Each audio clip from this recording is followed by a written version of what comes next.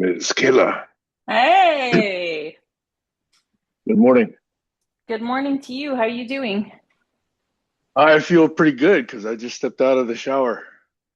Nice. Yeah, I have to take one every couple of weeks, Yeah, it's recommended. mostly by others. Yeah, exactly. I know. I have to water the plants. Have you been this week? Well, I did attend Barry's memorial. That was Oh, interesting to hear some stories that people really? who know. Yeah, I mean, people told some very good stories about Barry, and I enjoyed hearing those stories. Stacy, I think, was there also. Yes. Oh, oh, hey, Stacey. Hello. Yeah. I was in fact surprised by how thorough it seemed. They got representation from all aspects of Barry's life because it seems like we've heard about the Science Museum, we've heard about the Fix-It Shop, we've heard about MIT, we've heard about various, and there were people who were with him in those aspects of his life. So I thought that was pretty well done. I That's think cool. the piece that was missing, I think, was his online life. So we couldn't tell stories about how Barry's been talking to us for 6 years or whatever About everything. here. Exactly. And so Oh, I thought that was good to hear a bunch of those stories. yeah. So I Sam, know. there. The, Yeah, go ahead. Yeah, what'd you say, Steve? I'm glad that you were there. I wish Eric was on this call. Remember when uh Roz Picard's husband spoke, Don, Yeah, and he started off by saying, "I don't know why I'm telling you this story." Do you remember that? I don't remember that particular quote. Well, I know why he was telling this story. And that's so cool. And I was hoping you'd remember it, but maybe Eric will. Because I don't remember the actual story, but it had to do with when they were it had to do with something to do with technology and why they named certain things like A, because like why they used certain letters in the naming. Well, And yes. In the circuit signal names. Yes. That was a good story, by the way. That was an excellent story. that was a fabulous story. But from a Yes. spiritual point of view, that was a direct message that I got from Barry. I mean, it was so cool. It was so cool. Oh, Yeah, you Yeah. want to summarize it for Kayla since she wasn't there? yeah. I don't think the story part's that important. I don't, I, no, I mean, you can do that. It's not that important to me. I got other things to talk about and I'm exhausted. Well, I think the germane aspect were, I think, if I recall correctly, there was some particular circuit. Again, Stacey, I don't have all the details, but the germane aspect was there's some circuit and there was just some naming. It was a standard convention of naming. I forget exactly what the letters were, E and M or E and R or something like that. E and M, that's right. Okay. So it was the construction of the telephone, the handset, the telephone handset.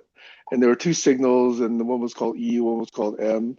And for a long time, people had no idea what was the origin of those signal types. And so Barry told this person that, hey, the E goes to the ear, the M goes to the mouth. And the Oh, guy said, Which this was is true. interesting. Yeah. He said, well, this is interesting. So he went back and talked to other co-workers of his, and they told him, oh, no, that's not the case. It was just bullshit, blah, blah, blah, blah, blah, blah. And so the guy comes back to Barry and says, other people say this is not true. And Barry says, it is true. And he gives them some story about how it was all concocted and it wasn't documented well. And eventually, of course, they found out that Barry was right. Barry had the exact history of how those signals got named, and that's a kind of Well, esoterica that's floating around in Barry's head. Now, correct me if I said any of this wrong, oh, okay, Stacey? the only part that you're off is that they were not able to prove that it was true. They Hmm. could not prove that it was false. Right. Isn't that something to do with the null hypothesis? Yes, it is. That is. yeah. That is exactly right. That is exactly right. That's very Barry. It's very Exactly. Barry. That it was And you know awesome. what I like about Barry is he doesn't speak with such certainty until he knows he's actually got the facts, 1,000%. right? 1,000%. Yeah.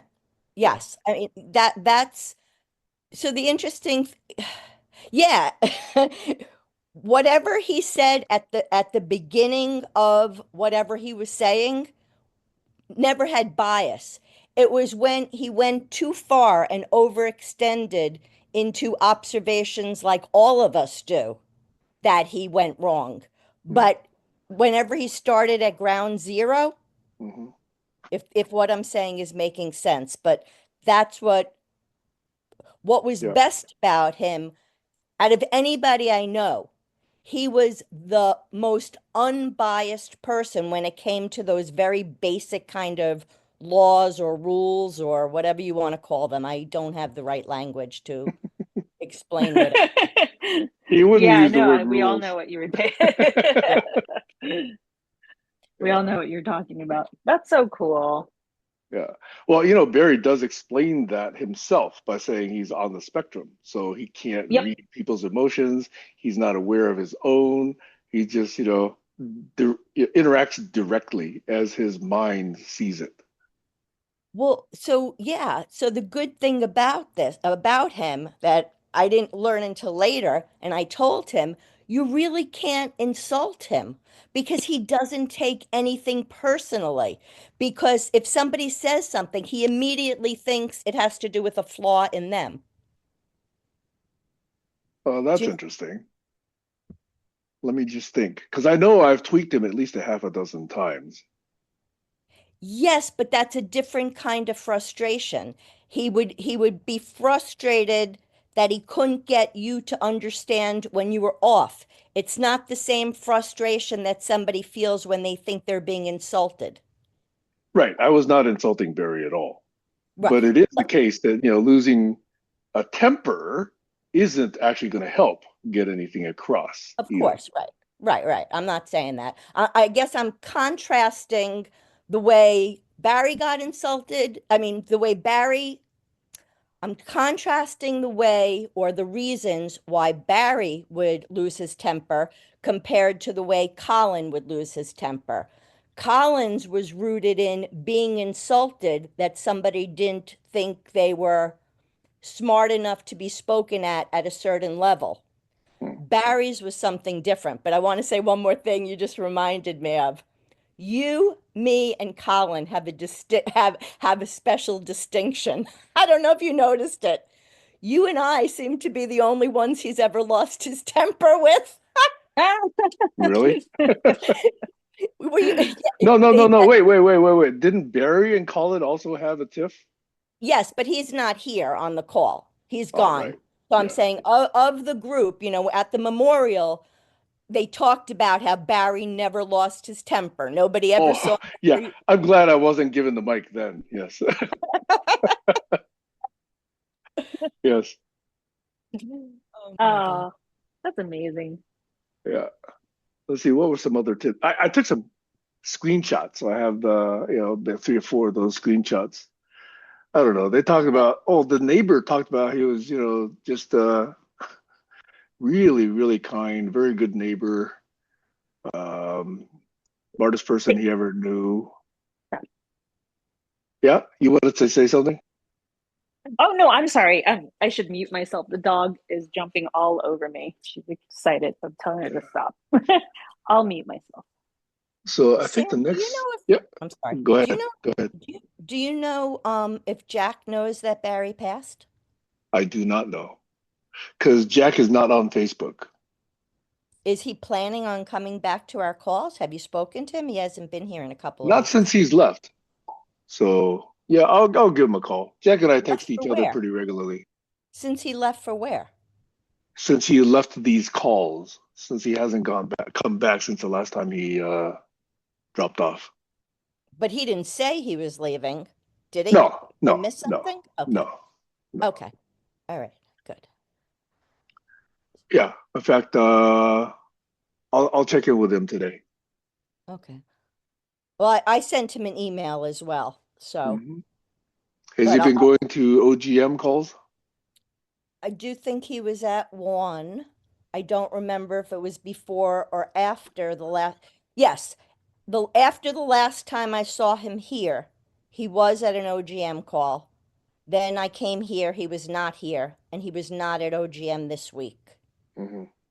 Did Barry ever attend OGM calls? I very rarely attend the OGM calls. I did like the first three or four, but then only like one or two since. Yeah, Barry came once, but you know what? That wasn't the right call for him. You know, every call has like a flavor and a Yeah. so but I want to know number one if you have a topic and when we're going to check in because I have a check-in. But I Well, want to wait till I wanted everybody to else. recap Barry's memorial, Well, but mine then has to do with mine's connected to Barry's, just so you know. okay, so why don't you go? No, no, no, go, go, go.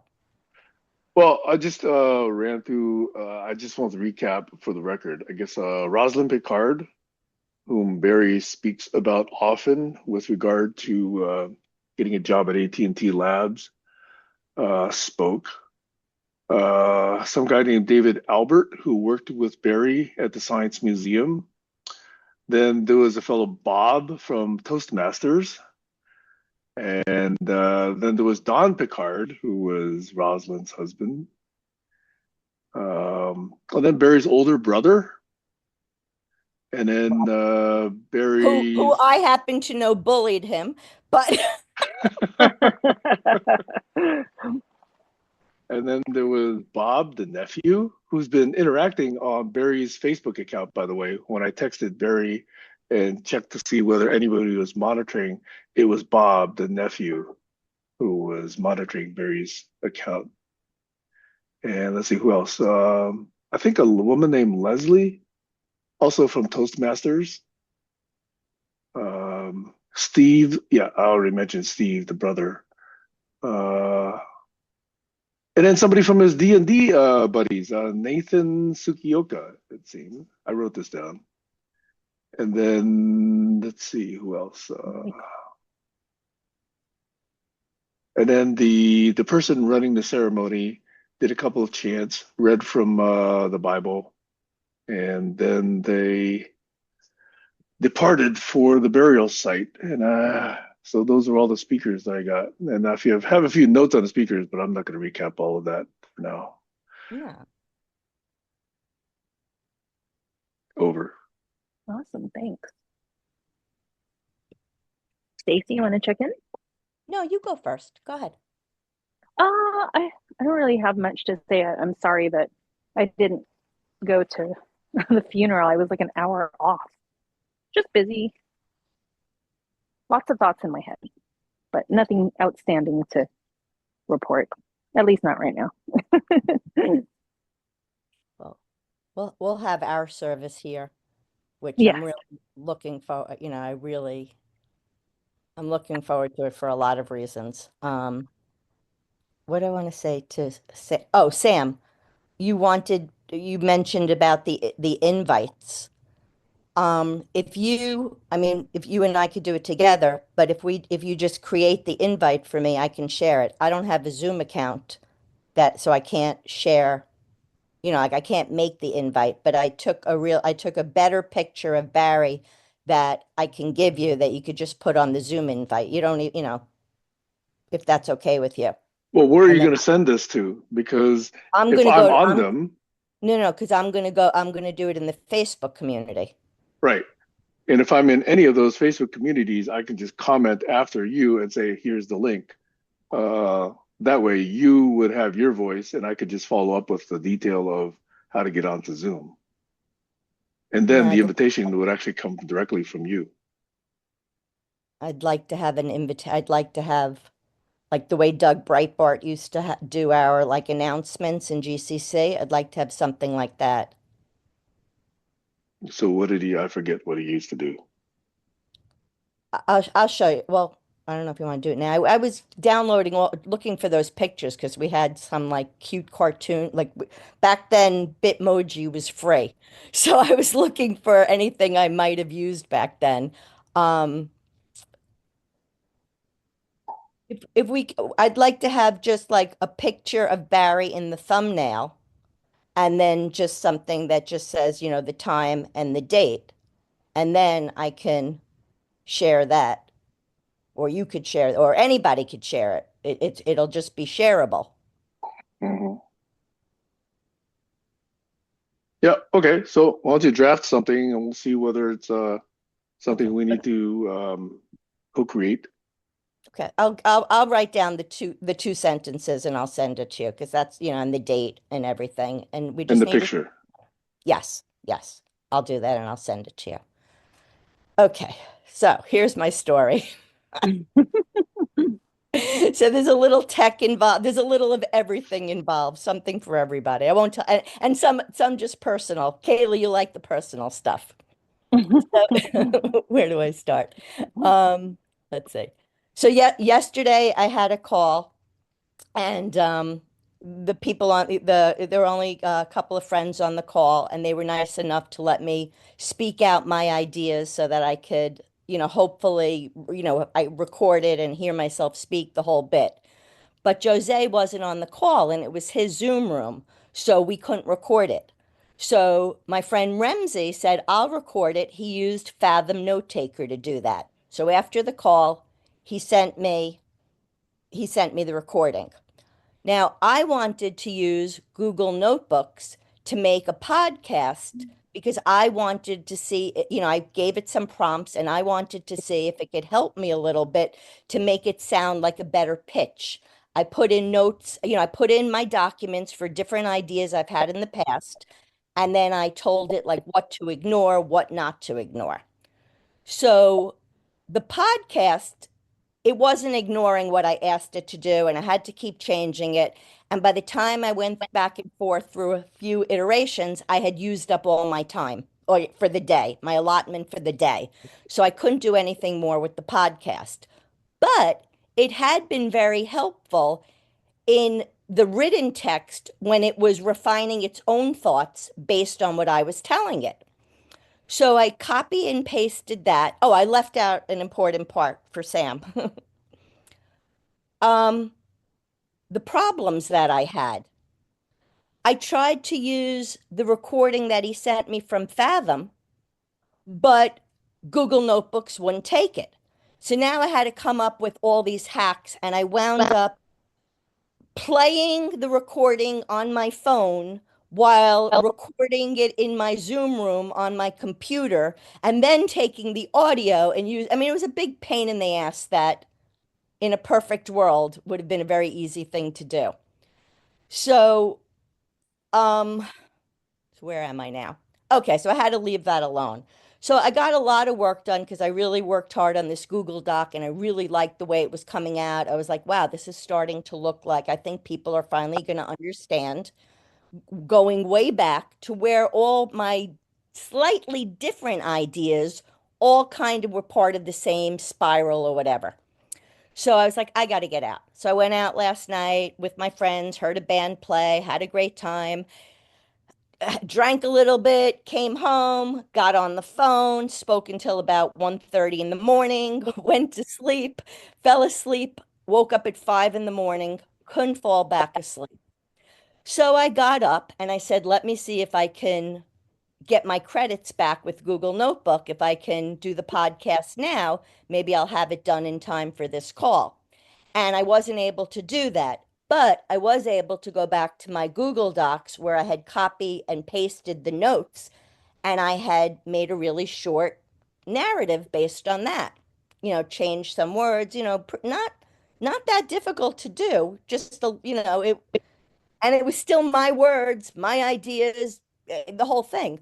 So I did that. I put up coffee, never drank the coffee, came back, went to sleep, fell asleep, and then got woken up. And so the end of the story is I'm exhausted, but I do have a document that I want to share, which I did send off to Jack because he's been reading my documents since like 2020. And as always, as I mentioned on this call once when somebody asked me, I don't know if it was Sam or Jack, why I cared about wanting to be there to see him.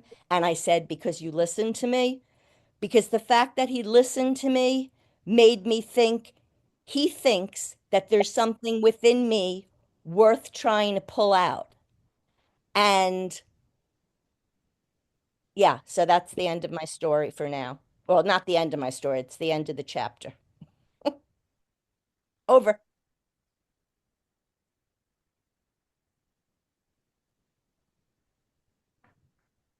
Dead silence. Oh my God. Well, thanks for telling that story. Yeah.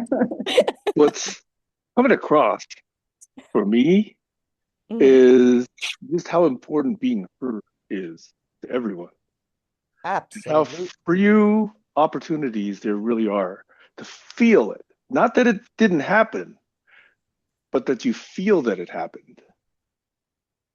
There's a difference there. 100%. 100%.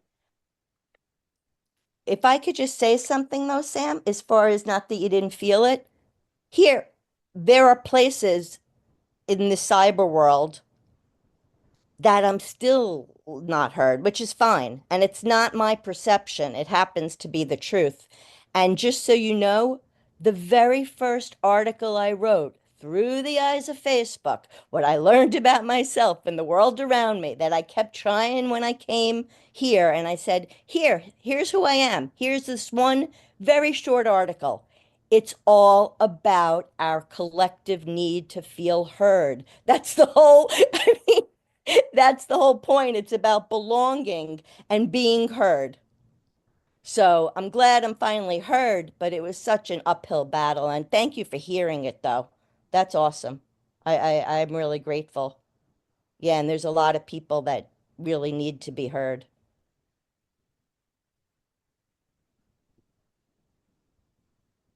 Something comes to mind. I forget exactly who said this. Someone much smarter and more eloquent than I says, I used to be in the high tech business, and we used to, like write business plans and create product ideas. And we were always afraid.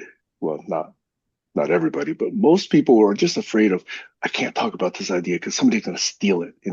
I don't want Hmm. them to start a company first. And Hmm. really, the smart people say, you know, people aren't really going to steal your ideas because, if you really want somebody to understand it, you pretty much have to beat them over the head with it because they're really not understanding and they're not even paying attention. Mhm. Except, except that they were right in the sense that there will be people that will take the seed of your idea, corrupt it, profit off of it. That does happen. And that brings up another point. This has to do with why we're governed by psychopaths. So if I ask the question, well, nobody's on camera here, but I'm going to ask Sam, well, I'll ask both of you. How how good do you think you are at thinking like a con man? I'm pretty poor, I think. Right. And that's Kayla, I don't mean to cut, I'll get to you in a minute, but I Okay. Um, and that's the point. There are, so the good people in technology, the kind, good, ethical people, in my opinion, tend to not be good at thinking like con men. The people that are in technology that have the ability to think like con men are also the ones that get ahead. Now, that's not to say that everyone that gets ahead in that field is a con man, but what I'm saying is there is a dynamic there that we need to control for. And that's um, a very significant piece of any idea that I come up with. That understanding is always woven into the fabric of it. And by the way, I'm really good at thinking like a con man, but I have worked really hard to make sure that I'm really strong on maintaining my ethics and values. Like, and that's constant work that I still need help with. Like, that's why we need that community group that you're always talking about, because we all need help because we can't see what we can't see. That being said, well, I'll just stop there. Kayla, I bet you're not so bad. I'm actually I'm actually pretty good at being a con man, Right. con woman. Yeah. And I have been. I've been really good. I've made things go my way lots of times, without even knowing it, to be honest. Hmm. And so now I don't want that feeling because it's like the karma that comes with, Yeah. being that type of a person is not worth it. But if you could use that to your advantage because there's a different type of intelligence that comes with being a con person, you So, know. So such as in politics or such as in like moving the masses. But there's always like I feel like there's always a consequence that never will sit well with me. So and that's good. And that's because you are a moral, ethical person. And you're kind of making my point for me because to have that knowledge and ability, that skill set, and to choose not to manipulate for your own best interest, it's a practice. It's tough. And not yeah, it is. everybody will aspire to do that. What a lot of people do, that's what causes them to be in a state of denial. That's where cognitive dissonance comes in. That's Yeah. something that I do have some understanding about. That's something that, you know, anyway, we all have our gifts to give. That might be in the section of something that I still have to offer that I hope to offer one day. I remember those stories of you and your when you were talking about your father. That was a pretty interesting story, set of In stories. in which he had high ethics and morals, and But the yet, people that he associated with, right? Isn't that what you well, were talking about? well, that, so that's the interesting thing. It really crosses all boundaries. Like we're socialized to think that like someone that breaks the law means they have no moral fiber. That's not necessarily the case, and vice versa. And I think that's the point. The We law is all no guide for ethics. So I guess maybe I need to use a different word, and I guess I need a word that just says it has more to do with control. And we have to learn how to control ourselves more than we control our surroundings. And that's Zen, right? Buddhism, whatever you want to call. I mean, isn't that the whole idea? Yeah, I mean, that's thousands of years. The smart people that came before us have been teaching us this, and we've still not been getting it for tens of thousands of years. And yet mankind is always trying to change their environment. I don't think the two are directly in conflict, but I do think I see the point you're trying to make.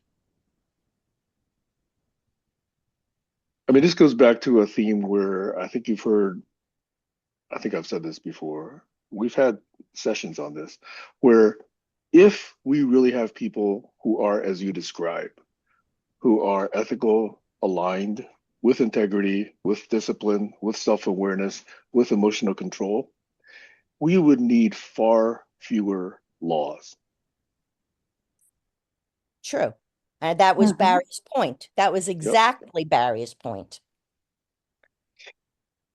It's the people. So if we, this is my point, if we focus on each person as an individual part of the system, then the system as a whole is going to function better.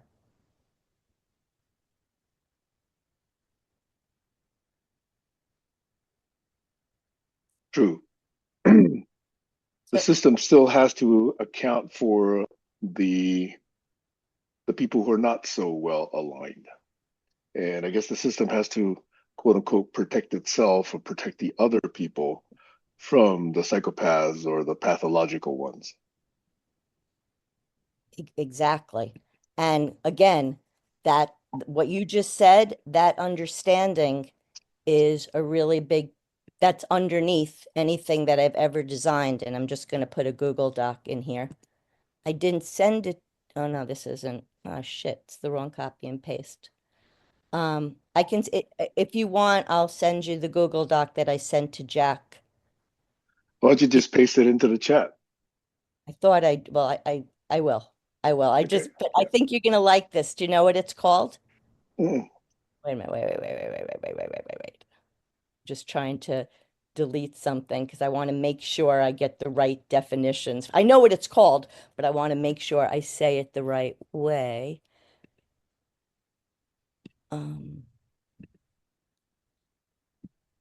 so the document that I'm putting in is for a skin pilot proposal. Copy link. You said skin pilot? Yes. You're gonna love, well, I love Like this. I'm so I excited. gotta fly a skin? Hold on. Can't get. Wait a minute. Here we are. Am I flying my own skin? Wait a minute. Wait. Oh, I'm so proud of it. I gotta tell you, I am really proud of this. Okay. So let's see. Okay, I see the link. It's Skin SCIN, Sharing Creation and Information Network. Okay. Actually, can I read it out loud? It's 2 pages. Yeah, go ahead. So what I did, I explained in the beginning. I took some of my documents. So I had one of them was like game B, making of the game. I've had a couple of documents, all different iterations, different ideas, whatever. I tweaked it. This is a totally different proposal. My core intention is to help create a sharing, creation, and information network skin, and this vision stands paramount with or without specific bells and whistles of the game being mechanics. The overarching goal is to design and decorate the social space of the commons to bring back our human intent purposes by moving beyond a system where money is a mathematical human made construct that distorts true purpose. Here's how this new idea, building on the cooperative model and collaboration between content creators and tech friends, aims to establish and feed this skin. The commons as the heart of skin. The foundational concept is the commons, specifically envisioned as a social space where everything's free and it's always going to stay that way. This aligns with the principle that shared resources, like information, should remain unowned but stewarded. Existing groups such as Radical, OGM, and GCC are conceptualized as different cooperatives where money is socially removed to foster genuine collaboration and trust. This creates an environment for authentic information exchange and relationship building. Central to the information sharing aspect is the creation of memorial halls or curated gardens or distinguished chambers, name does not matter, dedicated to the work of distinguished thinkers like Joanna Macy, Barry Court, and Stuart Levine, the three proposed in the diagram. Individuals piloting the program are envisioned as those who would tend to that garden, organizing and maintaining these knowledge spaces out of love and relationship. I can't get my thing to scroll. Hold on a minute. This functions as a collective memory and learning resource within the skin.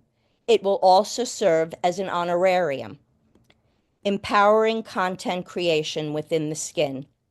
A key aspect of building the skin is empowering content creators to focus on their intellectual contributions rather than technical hurdles. For example, a 30-minute discussion from someone like Sharif Abdullah, whose work aligns perfectly, could be queued up for a call without the creator needing to handle the technical integration. This approach directly addresses the current disparity where money buys influence and enables voices to be heard based on merit and value, not financial capacity, therefore leveling the playing field for content creators. The project area of content creation is explicitly defined as providing free edutainment for all. The collaborative role of tech friends, for-profit and nonprofit blending. A distinct tech department is proposed as the for-profit part of this ecosystem, operating conceptually on the floor above the core commons. Individuals like Pete Kaminsky, Jack Park, Sam Hahn, and Mark Antoine are associated with this department. This tech department serves the Commons by providing training, mentorship, and supervision for a new crop of data butlers who handle easy stuff like Trello board tasks. This allows content creators within the Commons to focus on their creative and intellectual work while their tech team handles the logistical and technical support. Every Zoom call will have at least one of these folks present. A unique blending is envisioned where these paid tech individuals come down to the second floor to visit and interact with the Commons community, picking up knowledge without even realizing it. This will also have an impact on some of what we've been discussing regarding young men. This is for a separate discussion and does not need to be addressed. Included here for the reader's benefit only. Feeding the Commons. Recapturing value for the SCIN. A fundamental principle is that whatever gets created in the tech piece, a part will go back to the Commons for us. This ensures that value generated from transformed resources, consistent with the idea of labor or intention entering the private market, directly benefits the communal information space. The concept encourages the creation of meta businesses from ideas generated within the idea garden factory. These could be ventures worthy of real world investment. And then this part's highlighted because this was just came from my Game B thing, and it only had to do with my particular guarantee, which was that 50% of any profits generated would go back. But it doesn't have to be like that. And then I finish up by saying the system is designed so that any one person's success adds to everyone's well-being, fostering a collective benefit from individual endeavors. The entire design aims to create the accessibility and the visibility that our world doesn't have, serving as a natural blender to foster connections and information flow, which is exactly what a robust skin would achieve. And then if you look, I put my hand-drawn pictures, which I called it stacks and narratives because that's what we were talking about in Open Global Mind. And I highlighted grief, ritual, healing, narratives, relationship building, trust, empathy, listening skills, systems thinking, ethics, conflict resolution, conscious contracts, and all that is everything. And then the three people in the proposal are Stuart Levine, who did conscious, contracts, Barry Court systems thinker, and Joanna Macy, an environmental activist. And then at the bottom, well, you see. Okay, thank you for letting me share this. And I am interested in hearing any thoughts.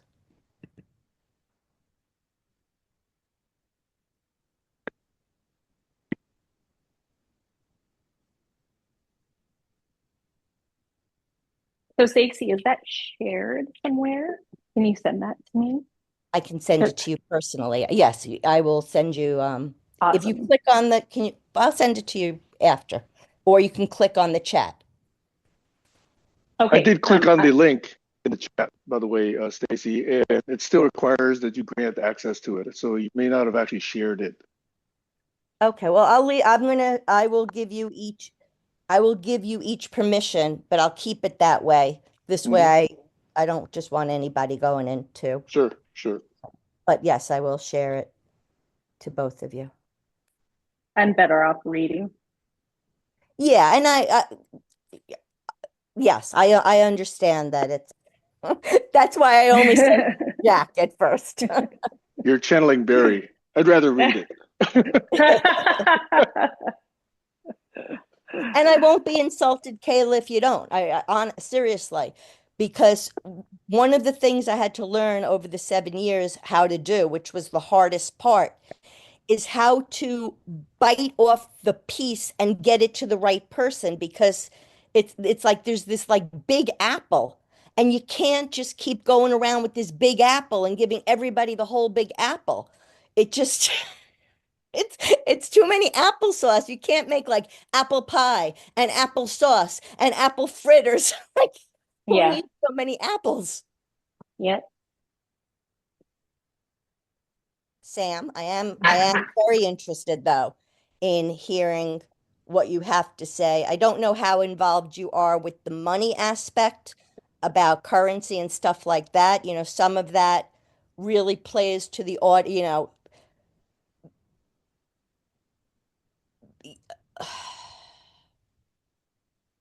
like I said, there's different audiences that Hmm. each of the different ideas were always geared to the group I was hanging with.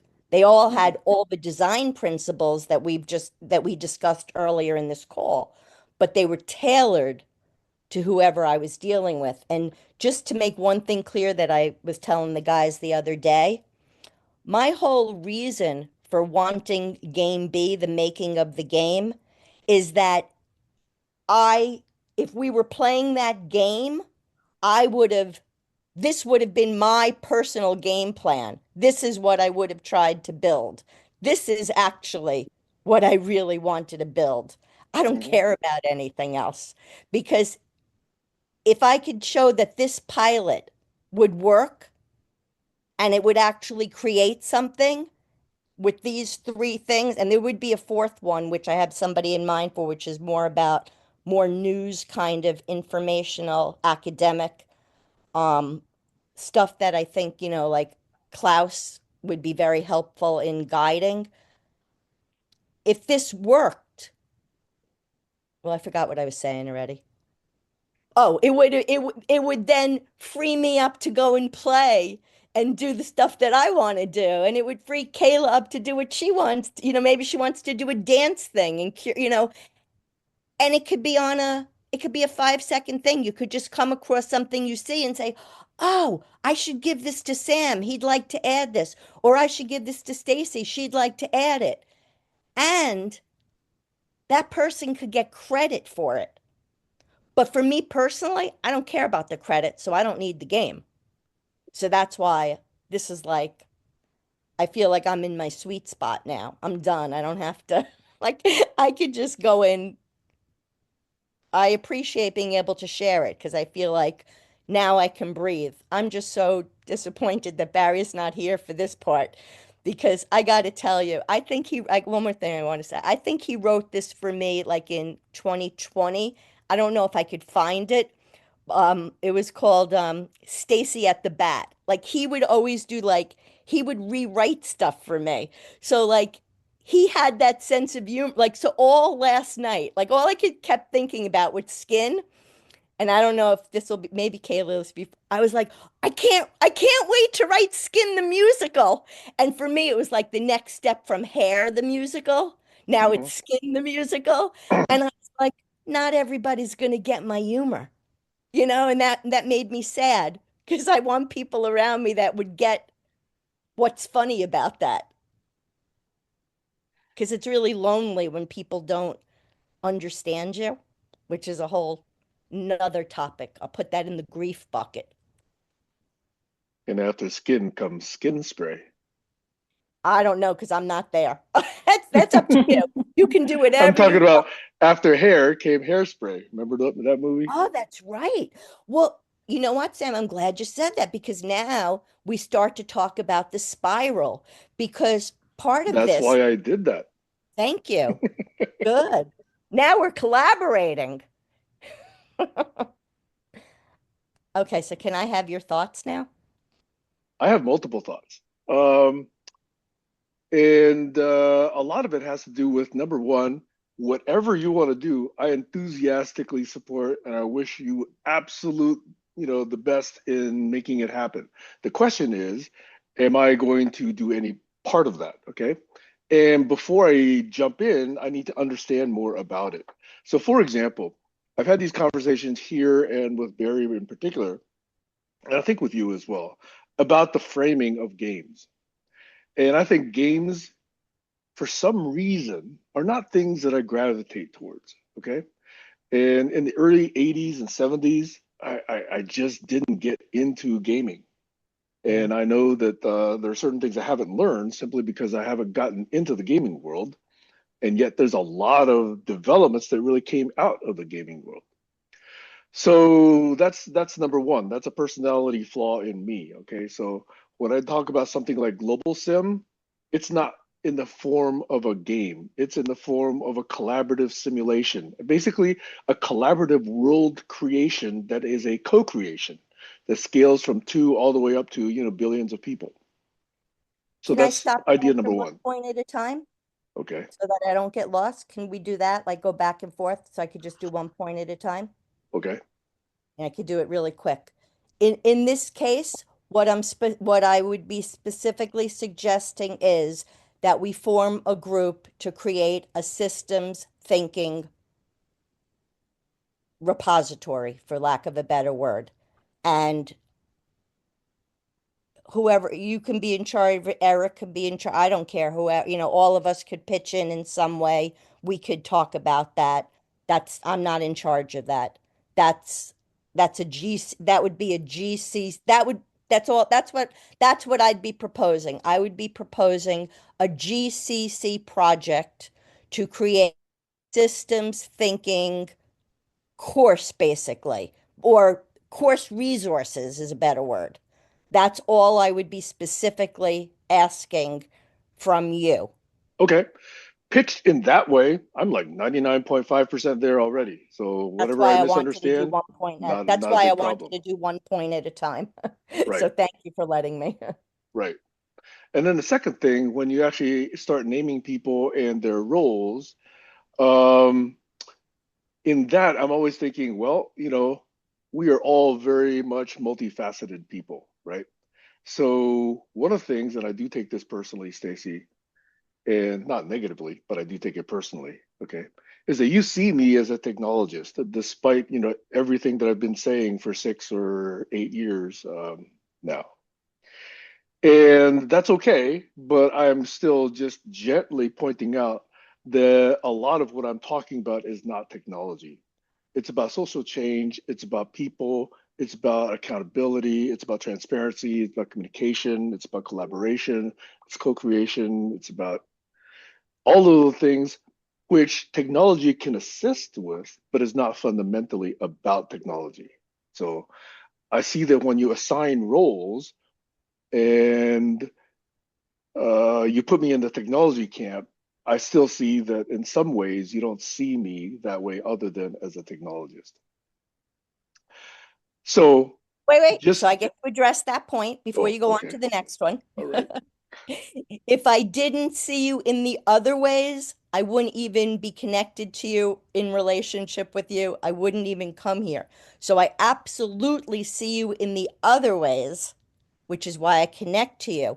But your role as a technologist is your strength.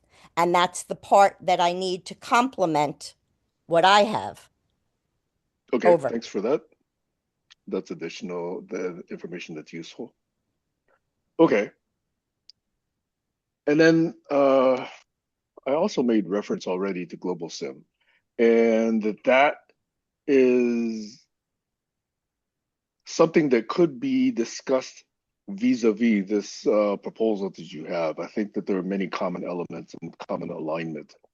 Obviously, details, are different, but that's, I think, a potentially fruitful discussion on how those two align and cohere. And that's just, the quick three ideas, but like I heard Kayla say, I'm gonna have to read through it later on to really get more that I can then respond to. Over. On the third point, you guys could do whatever you want with it. Like when you were saying earlier about, intellectual ideas and people tell you, oh, somebody's going to steal it and you can't steal. I could care. People can do whatever, honestly, whatever they want. If if I can get enough people enrolled in trying to do this project based on GCC saying, okay, we want to create that systems thinker thing. And then I go to World in Between Worlds and the people from OGM and a group of people there that I think would be willing to do the same thing focused around Joanna Macy. And then I already know the people in Radical would be willing to do that with Stuart. I know that because I discussed this when Stuart died with them. It was something I wanted to do, calling it a part of the Marley Project. So I already know that even though I don't know exactly which people, which group of lawyers that he was friends with would be part of it, I know that there are going to be people that love and relate to these people and want to honor them and have the skill set. So I know that part's taken care of. So now it's just getting the buy-in from this group that they want to do the systems thinking part, and then getting the buy-in from people in OGM that want to do, well, this, so OGM has like two different groups of people.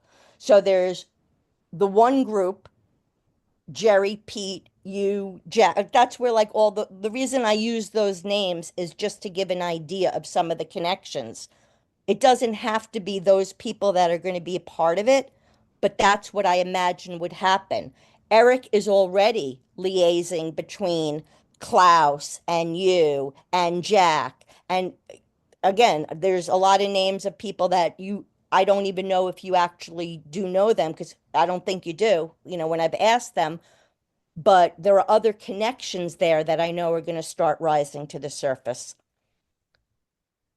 So I forgot what question I was answering. Oh, but if there's something in this and you say, oh, and this could also be used for, that's awesome. Go with it. That's what happened with Jessie Up.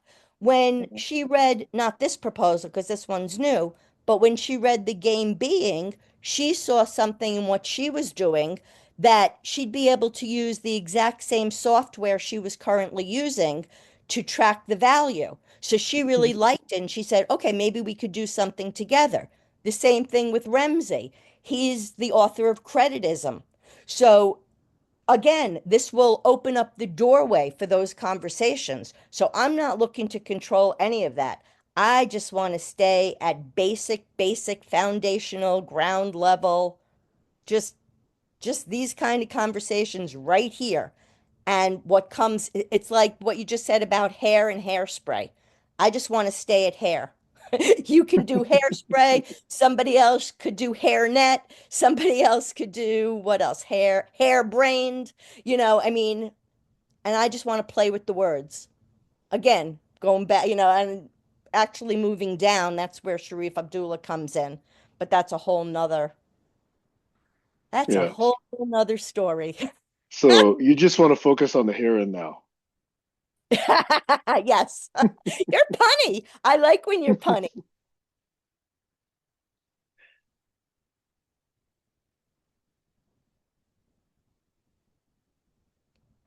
Yes, Sam. I want the musical punny side of you. And I do recognize that it's there. It's under the surface. So we're gonna go That's why I in. sent that announcement to you yesterday, by the way. 2 weeks from yesterday, I'm going to play another small little gig in a neighbor's porch concert. Kayla, I sent that to you as well. I know you saw that.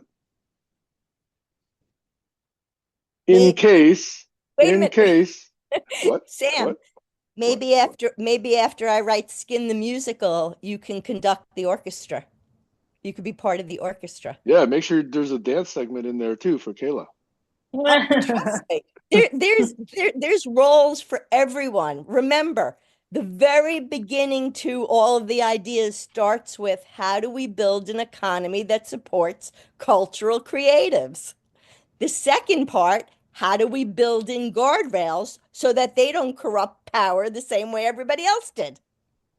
And part zero, which I'd like to remind us, is people are much more free to be culturally creative when they're not worried about how they get their food every day or where they're going to sleep or whether they're going to be Right. cold.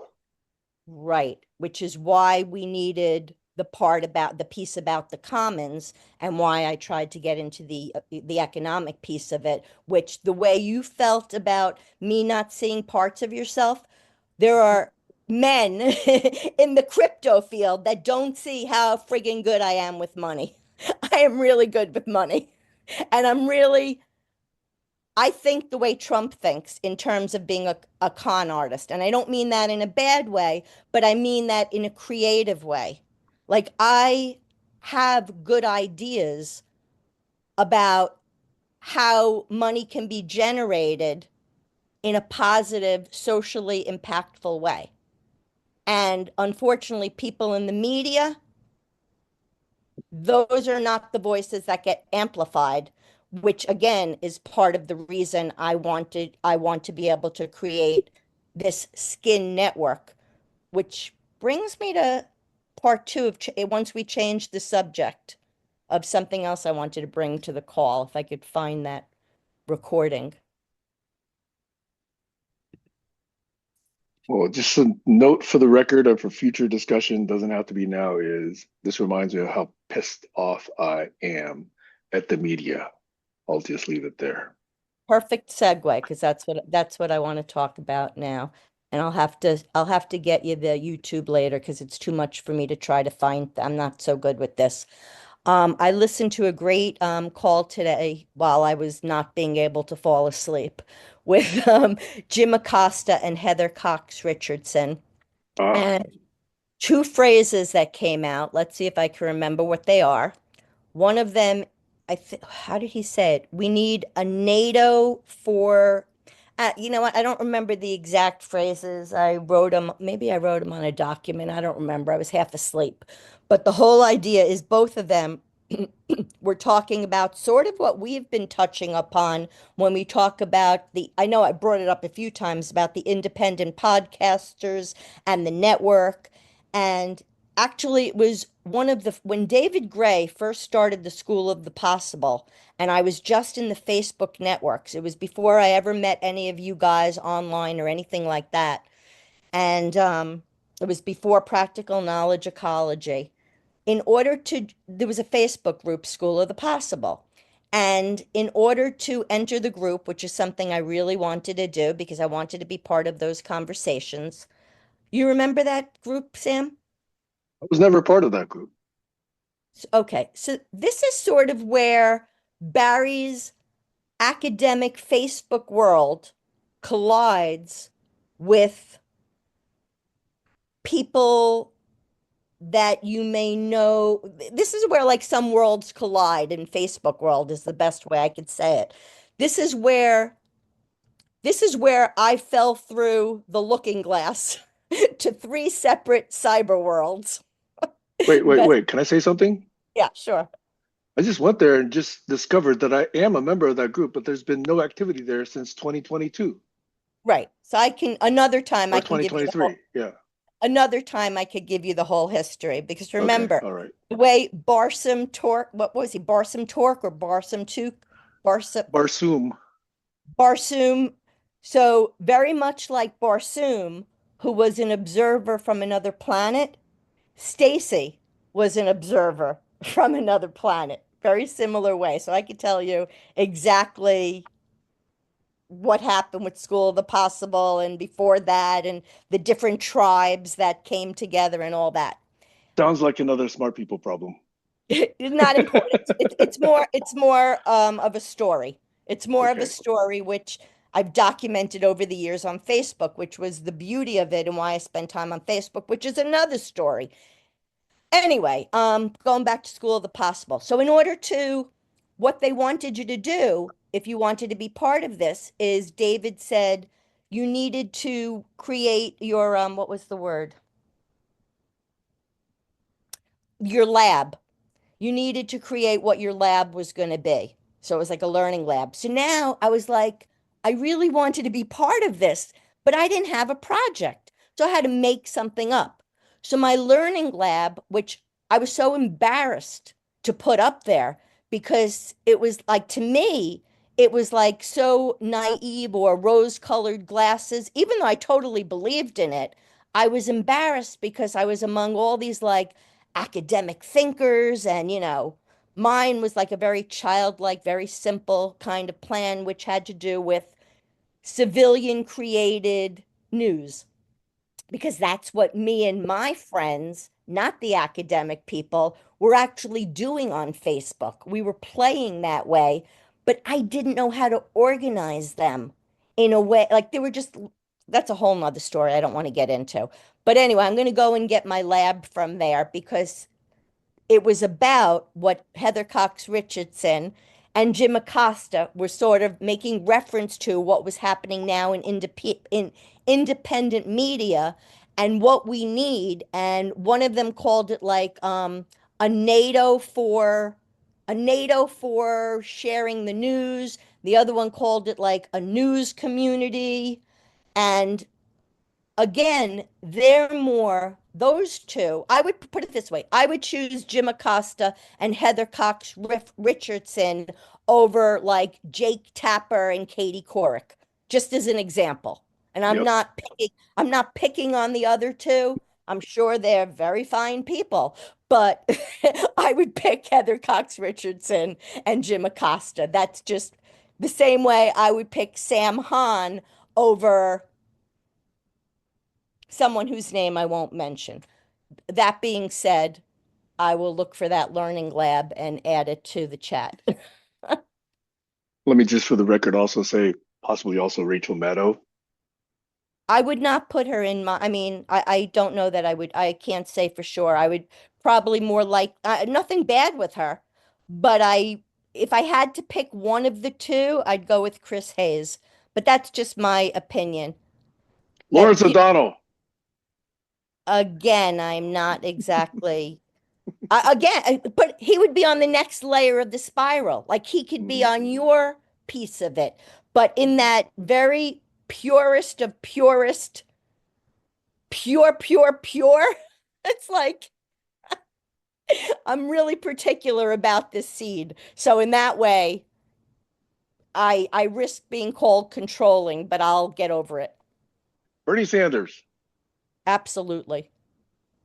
Take him in a minute. He is the father. He is. I think I wrote he was like he's like the grandpa to me. Like I love that man. I Yep. adore him. Yep. I was so mad. AOC.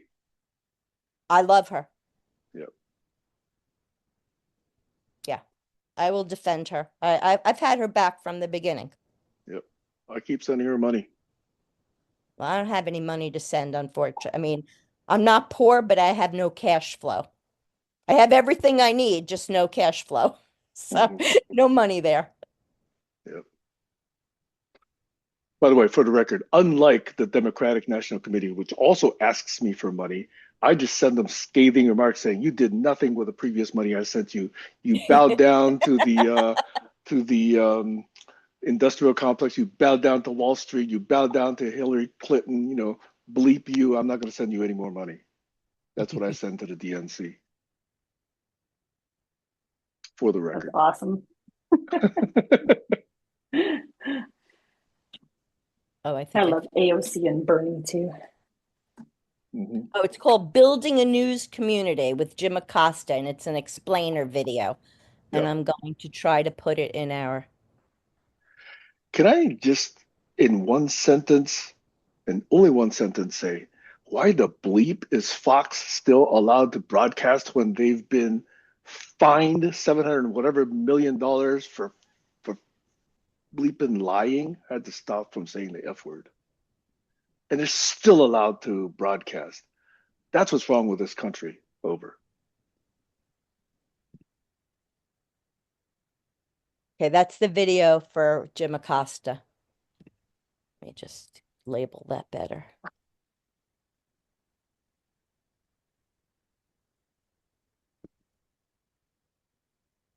The thing that I've been talking about a lot, Heather, and I would. Oh, I'm sorry. How did I? Oh, you did it. You're Yeah, doing I that. did that. I did that. I just shut it off when I I'm clicked not. it. Then I'm not sorry. No, I'm the one that, just to have it on the record so I can get back to it later, I clicked on it. Oh, and so now I was just reminded. I don't think I asked you this last week. I think it was a question that I was saving because I wanted to ask you because I'm concerned about it. Or maybe I did it. Oh, I did ask you last week because you told me what you do, but my question wasn't about you. My concern was why in the rise of the independent media, there were so many more young men than young women. I was concerned with that. but I didn't have any insight into why that actually was. But I'm going to pivot from that, and I'm going to say that so some of the young men, the ones that I really like, I can only imagine that they had intergenerational support. So somebody like Adam Mockler, I have no doubt that he probably came from a really wonderful, supportive family. I just don't have any doubt at all. On the other complete end of the spectrum, of somebody that I actually like and want to find a way to get in touch with because he's really rough and he is doing what Barry would have noted, and this is what Barry would have said about energy. What this guy does, and he's rough and he looks like a redneck, and I'm gonna track him down, but I have to go through Discord, which is like a strange, it's like a foreign land for me, and I don't like going there. But he will use mockery and cut misogynist magas down, but he's he's being misogynistic in the way he's cutting them down. So to be more clear, he's using his sharp wit and cutting them down with like your mother jokes, which is actually perpetuating the whole Mhm. misogynistic atmosphere. Mhm. But I like him in the sense, I shouldn't say I like him. His messages are on target. I like everything about him, especially because he's able to see the same things that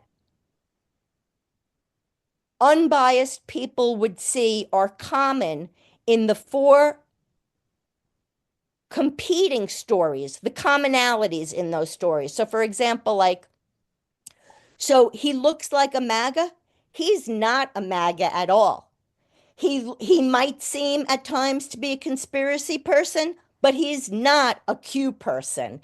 He might like he embraces the reasonable pieces of all the conflicting narratives. But I would guess that he had a rough upbringing. I would guess that his even the way he talks, even the energy behind him is all you could you don't even have to hear his words. You don't even have to hear his words. If you just learn to just sense into a person's energy, and that's something that I think as a people we need to start practicing. I just caught myself. That's why I slowed down because I was like, oh shit, I was just getting riled up. Anyway, I'll stop there. Can I comment on one name that you mentioned? Please. Yeah. Adam Mockler. Yes. What do you think I of him? think I think he has some good points that he's getting across, but I don't like the way he uses adjectives as clickbait. Yes. He is unfortunately amplifying the actual depth and impact of what he's about to say. So not always, I'm often disappointed by the content of what he's actually talking about because the clickbait, the title, the starting point, etc., always make it a little bit over the top. So he's And trying to that, get views, he's trying to get the likes and all that sort of thing. I know everybody does, okay? But I feel I feel about him the way I feel about Ben Meiselas lately. Ben also puts out these videos that are just way too heavy on the adjectives and they don't deliver. Okay. It turns out to be something really, minor compared to the adjectives he uses to make you click on his videos. Now, if he just left the content and the interviews the way they are, they'd be fine. Okay. I understand these guys need clicks. I know they need likes, but it detracts from their objectivity and their evenness, their balancedness, and their objectiveness when they use these hyper extreme adjectives over. great point. So if I can comment on that, I 100% agree with your critique. As for Ben Meiselas, throw him away. Not interested. I agree with you. Here's the difference with Adam Mockler, the 22-year-old kid that is now caught in that ecosystem because it was because of Ben Meiselas that he even got his start. So these are the people that are fostering him.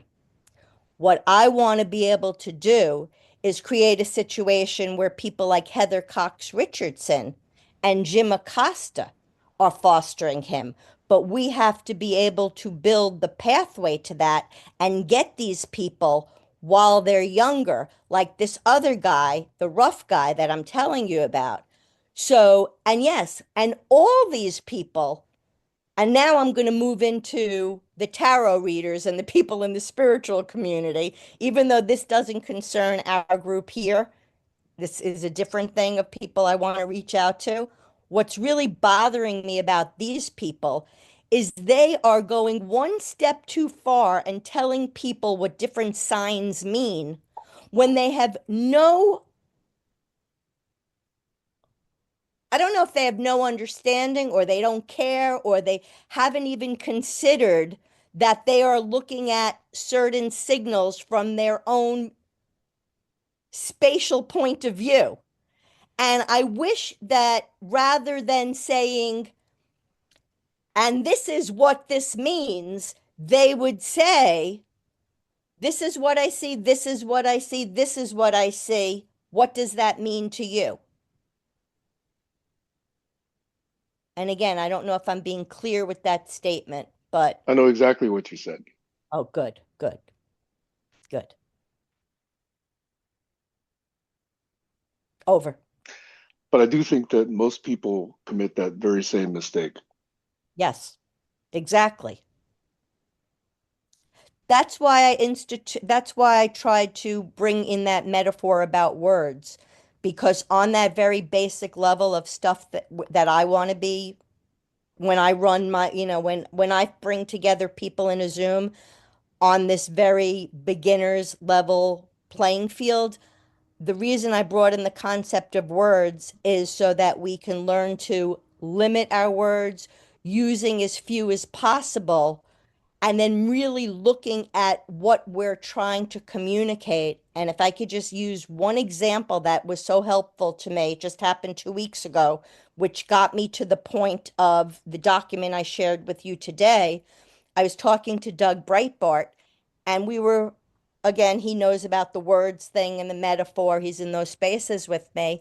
And he said, well, could you articulate in one sentence what it is you want to do? So I had to think about it. I was like, all right, one sentence. And finally, I was able to come up with, okay, I want to design and decorate the social space of the Commons. And he got so excited. And when I realized how excited he was, I recognized, oh, this is important that I did that. Like, if it hadn't been for that interaction, I wouldn't have recognized the importance of putting that into one sentence and not going further. Good. Excellent. Hmm.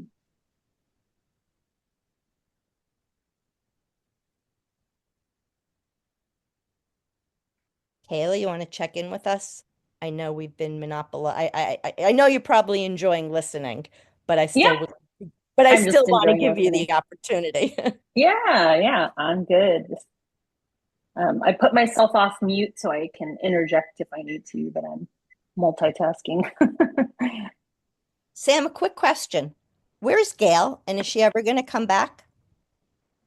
She is across the street, and maybe, I don't know. I did invite her, but she has recently, like in the last 3 or 4 months, started a new job, Oh, and nice. she works late Tuesdays and Thursdays, like from 3 to 10.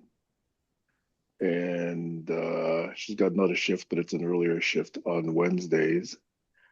And yesterday she said that, man, it was about 100 degrees where she was working. Oh God. And so, yeah, that was something that the coworker actually broke down and was crying because she couldn't stand the 100-degree weather. Oh, where is she working? She's working at a retail store about, let's see, where about 20 miles away. No, 15 miles away. It's on the And they, island. It's one of the few places on the island. but they don't have air conditioning? They have it in one part of the building, but not that particular part of the building. That's horrible. Yeah. That is hard. See, that makes me angry because if the person paying the bills had to be working there, be damn sure it would be air conditioned. Probably, yeah. Yeah. So she takes usually a day to recover from those late shifts. But please tell her I asked about her. Okay.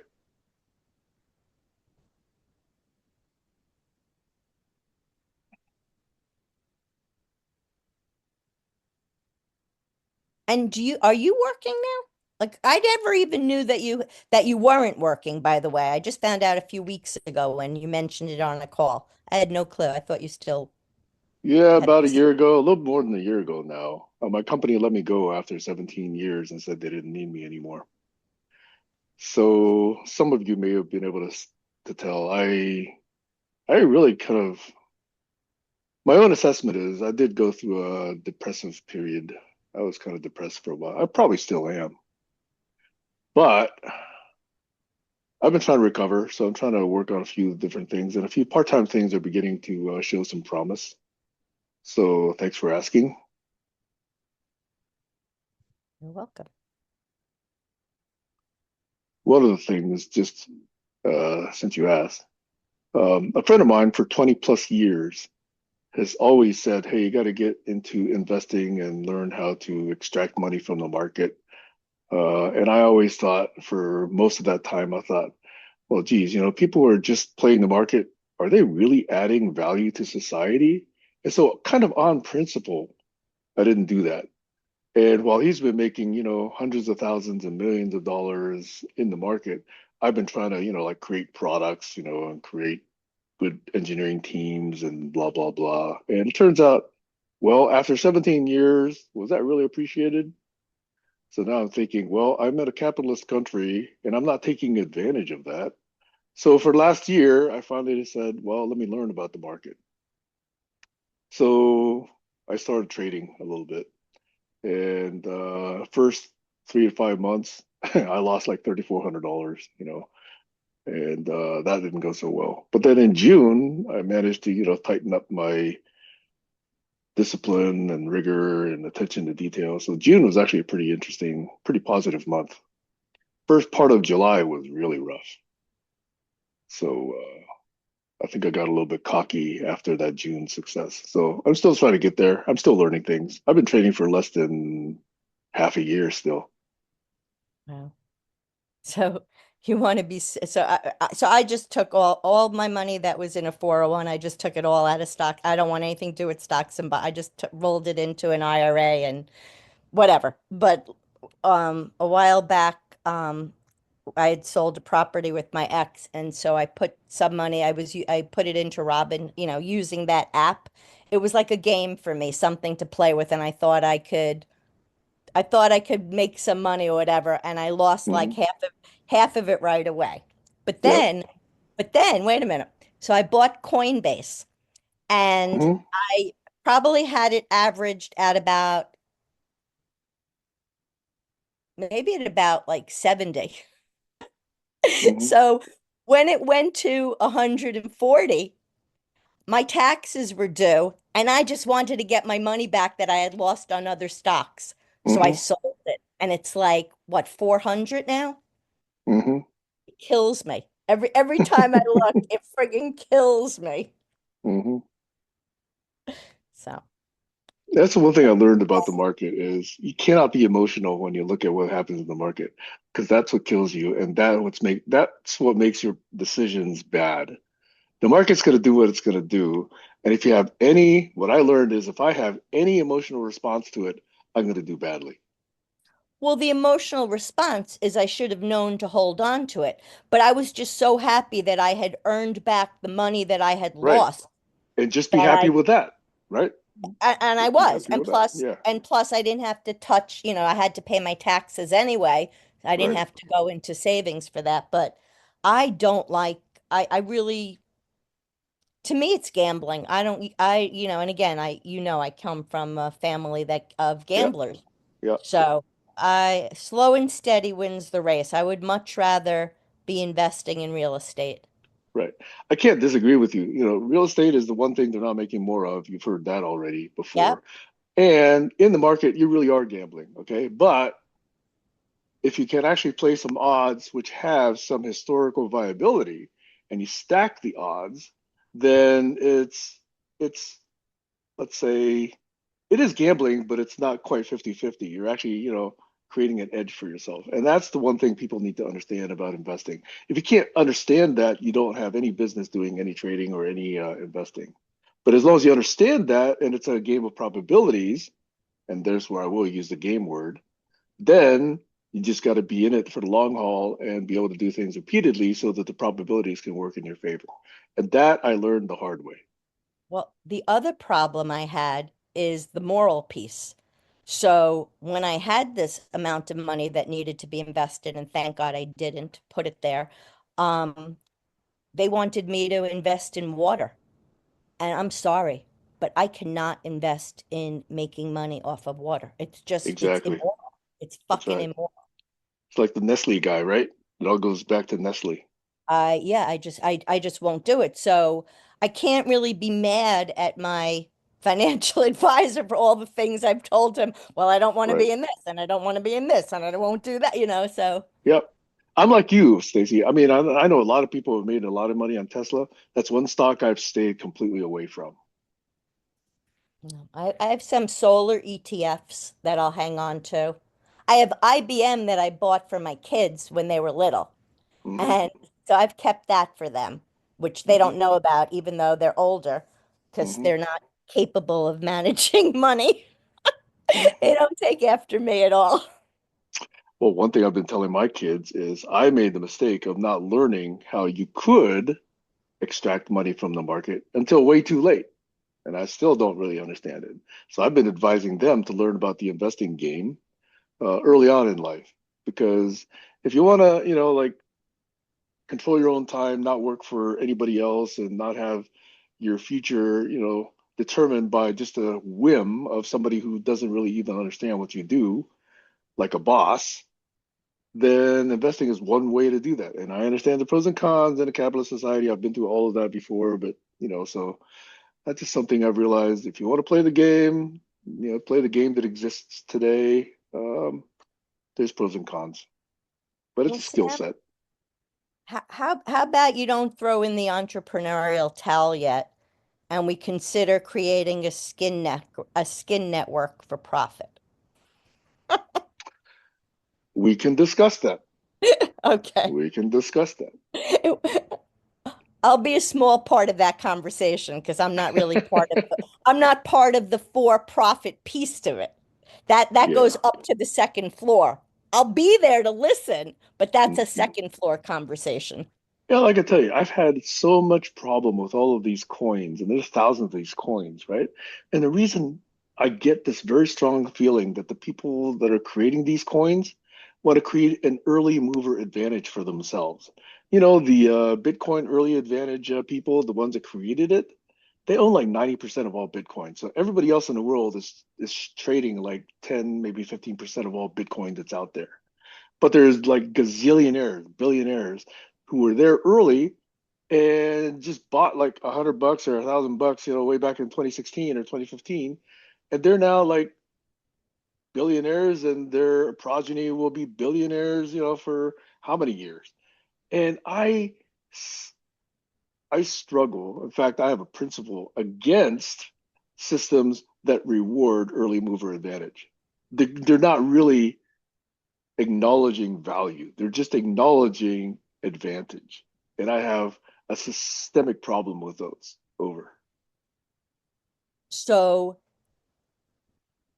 in what I shared with you, though, we also will reward early adopters. But after that, we change. We're gonna take the last bad pieces of the old system and begin with it. So the early adopters get the advantages because we came free of heart. Okay. Hey, by the way, I'm gonna take a couple of minutes. I'll be right back. I gotta go get rid of some coffee. I'll be right back. Okay. And I just want to look something up. How you doing there, Kayla? Good. Any plans for the weekend? No, just taking my son to this like local carnival. He's Oh, gonna hang out with his friends and yeah, I'm just gonna chill. is it hot again though today? Actually, it's starting to warm up. It was really gloomy this morning, and now the clouds are starting to part and go away. Um, Ever since my dogs got sick, I haven't been able to get back into the routine of walking them every day. So I'm trying to Are they get s- back to that. are they still sick? No, Oh, good. they're not. Yeah, they're 100%. Oh, I'm It's, exhausted. I'm so it's tired. amazing. I know you haven't been sleeping. Oh, I'm so tired. But I feel good. Like I'm so happy that But yeah, I finished this. I feel like wow. Um, and I like it. But I keep hearing Barry in every and I like then I crack up and I'm glad to hear that I didn't know Sam had a punny side. So that makes me feel good because like there's certain things like I don't know if you'll like you know the reference like to Dirty Dancing, like nobody puts baby in the corner. yeah, Okay, so it used to be nobody puts, and of course they're all about me because that was the yes, original, I was the character. So it used to be nobody puts Stacey in the corner. And then it changed to, and now I forgot it already, but like I changed the word because it's always changing one word at a time. Like that's how I build this like spiral when I'm doing the creative work. yeah, So I miss like his voice, like I hear his voice when I say it, like I know he would think it was funny. yeah, So Sam writes, "Whew." yeah. And what's I that? saw What that. is that in reference to? He went pee. Oh,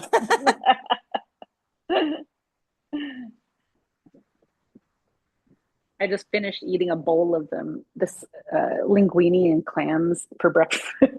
It's like leftovers from last night. So good. I haven't eaten anything yet. That does sound good. I have a party today, so there's going to be so much food. So I'm trying to, I have to lose weight because I cannot take the way I look in pictures. And I like being in pictures. I really do. I enjoy it. But I just hate the way I look. I hear you. You know, I was just looking at some old pictures from like 2018.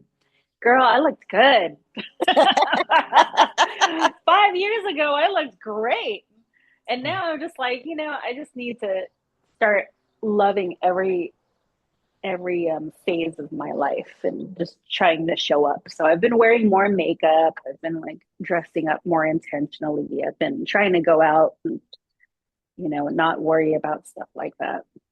But that's me. That's my journey right now because I've had like low self-esteem for the longest time, even when I was hot, like in my 20s, you know? I had like super low self-esteem and I filled those days with like self-loathing and it was so unnecessary. My first boyfriend sent me a picture of myself on Messenger. He was going through some like old boxes, I guess, and he was like, "Remember this?" And I looked at it. I was probably like 16 or 7. Yeah, yeah, maybe 16. And I was like, I wanted to cry. I'm gonna send you this picture. I wanted to cry because I was like, oh my God, I thought I was fat. I Yeah. wasn't near fat. It made me so sad. It made me Yeah. so sad to think that. So Yeah. yeah, You just like spend all of those moments just like picking yourself apart. It's wasted time. You know, there's this one mom on the Moms of Ventura County group. She's just like, you know, I just had a baby, he's 10 months old, and I'm 20 pounds overweight, and I hate how I look, and I just don't know what to do. And people are like, oh, I feel that same way. And I just want to write that woman, and maybe I will. I don't know. I'm just trying to think this through and say, you know, I wouldn't waste my time self-loathing because you're going to look back and just wish that you never like spent, you know, all that time putting yourself down because it, you know, if you look back at the phases of your life, they're all beautiful. They're all beautiful. You're so beautiful in so many ways. Well, here's the funny thing. I don't mind being older at all. Actually, I really, really, really like this phase of my life. Like I especially lately, I'm loving it. I truly feel like I'm living my Uh, best life. The weight bothers me. The weight bothers me. And I really refuse to exercise. It's like it's sort of like a pet peeve of mine. I mean, you know, you've heard me speak before. I'm very resistant to doing anything I don't want to do. I need to dance more because I actually like doing that. But I don't feel old at all. I don't attract old people to me. I feel good about myself on the inside. I truly do. I just I'm not thrilled with the way the outside looks, but it will catch up to each other. I hope. yeah, I hear you. It always does.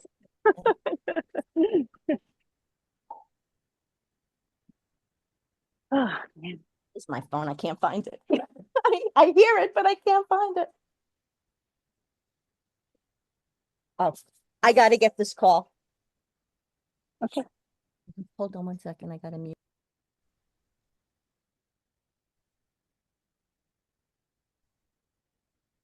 Sam, you back? Yes. I had to put myself on mute because my dog was going off. It was like a German Shepherd walking by, and I have never seen her this excited. Well, you're at home, right? She, You're not out on a walk right now? yeah, I'm at home. It's just the front fence, that whole thing. And Yeah. yeah, she almost like jumped the fence, the bigger part of it's a good thing I'm out here watching. Well, you know, the last point that Stacey was talking about that you were responding to, Uh-huh. um, I won't say trigger, but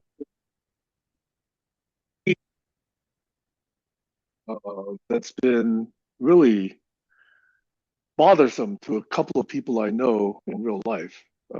Gail's one of them, and that is that she's had a eating disorder, and she's acknowledged it, but it goes all the way back to her childhood, Yeah. and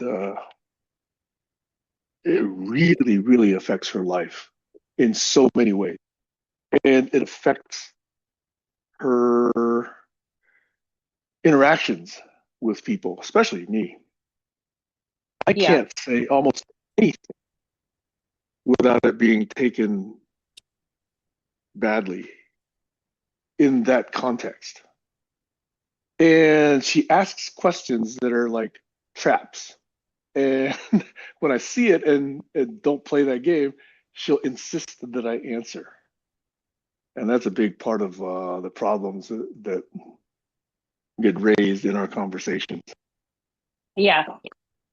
Yeah. That's looks like a sign of immaturity, You know, you know.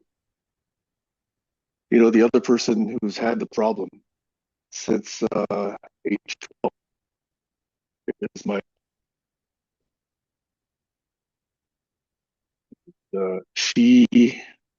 she's not dumb. She kept herself above 100 pounds.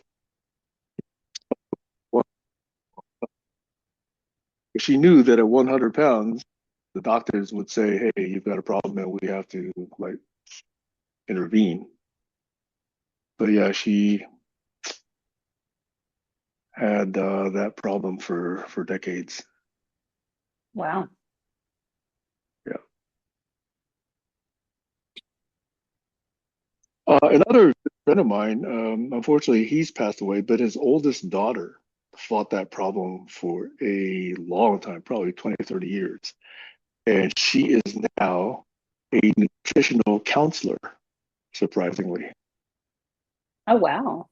Yeah. So I'm hoping that, she's sharing and hopefully in a recovered way, able to help others with a similar problem. Right. Yeah. Yeah.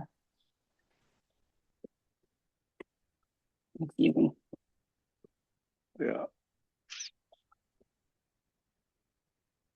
Yeah, so there's so much that that particular phenomenon introduces into my life that boy, I could go on and on and on about that. But I don't want to take up that space because I'm not the one with the problem. I just have been living near it for quite a long time. Yeah. Yeah, I wouldn't mind if you took up that space because it's a problem. It's one of the bigger problems in society. What I want to do because it can be taken so wrongly. It's like, someone will say, boy, I need to exercise more. And then Yeah. I send some tips and articles and videos about, good exercise. And then the response will be, what? You think I need the exercise? You think I'm fat? And then, that'll last a day, sometimes weeks. Yeah. And Yeah. It's I hard. just don't like dealing with that. And if I ignore it, then I'm not being supportive. Yeah. That's a person's personal journey, and it's Yeah. really tough. It's tough to live with that, and it's tough to have that as your personal journey. It's like a hard load to carry. And you just have to learn how to lighten that load. But realizing that you're affecting the people around you, especially the ones closest to you, is just as tough. Yep. And it takes a lot of accountability and it takes a lot of maturity. You have to practice like letting it go and constantly practice letting it go. And until you realize that when somebody makes like some type of suggestion or not even suggestion, like a reference or something, if somebody said like, hey, I have a gym membership and I can add a person, can I add you? Like, would you, like, that's when you just don't ever look at the fact that anything negative, like they're trying to tell you you're fat or anything Yeah. like that, or out of shape or something, and just take it for what it is, an invitation, to be on someone's gym membership for free. And so that's like the power of a point of view, and that to me is something that you need to grow. And once you accept that and accept that type of growth, then things get a little easier. Yeah. It comes back, like all the insecurity comes back when people take pictures of me. That comes back when I get like, I've been submitting myself to certain little projects, like little acting projects too. I'm on casting networks as Max's mom, and so sometimes I go on there and self-submit. It's good money. It's like $2,000 like that a day. Um, and if I don't see that they have selected me as somebody to audition, I get all sad. I'm like, it's maybe because I'm fat, and I shouldn't do that. I should just do that. I should just move past that. Um, and it takes a lot of discipline and a lot of like self-love too. And just say like, yeah, it's Hollywood and you don't have their look and that's that. So, Well, then huh? I want to submit myself for consideration as your son.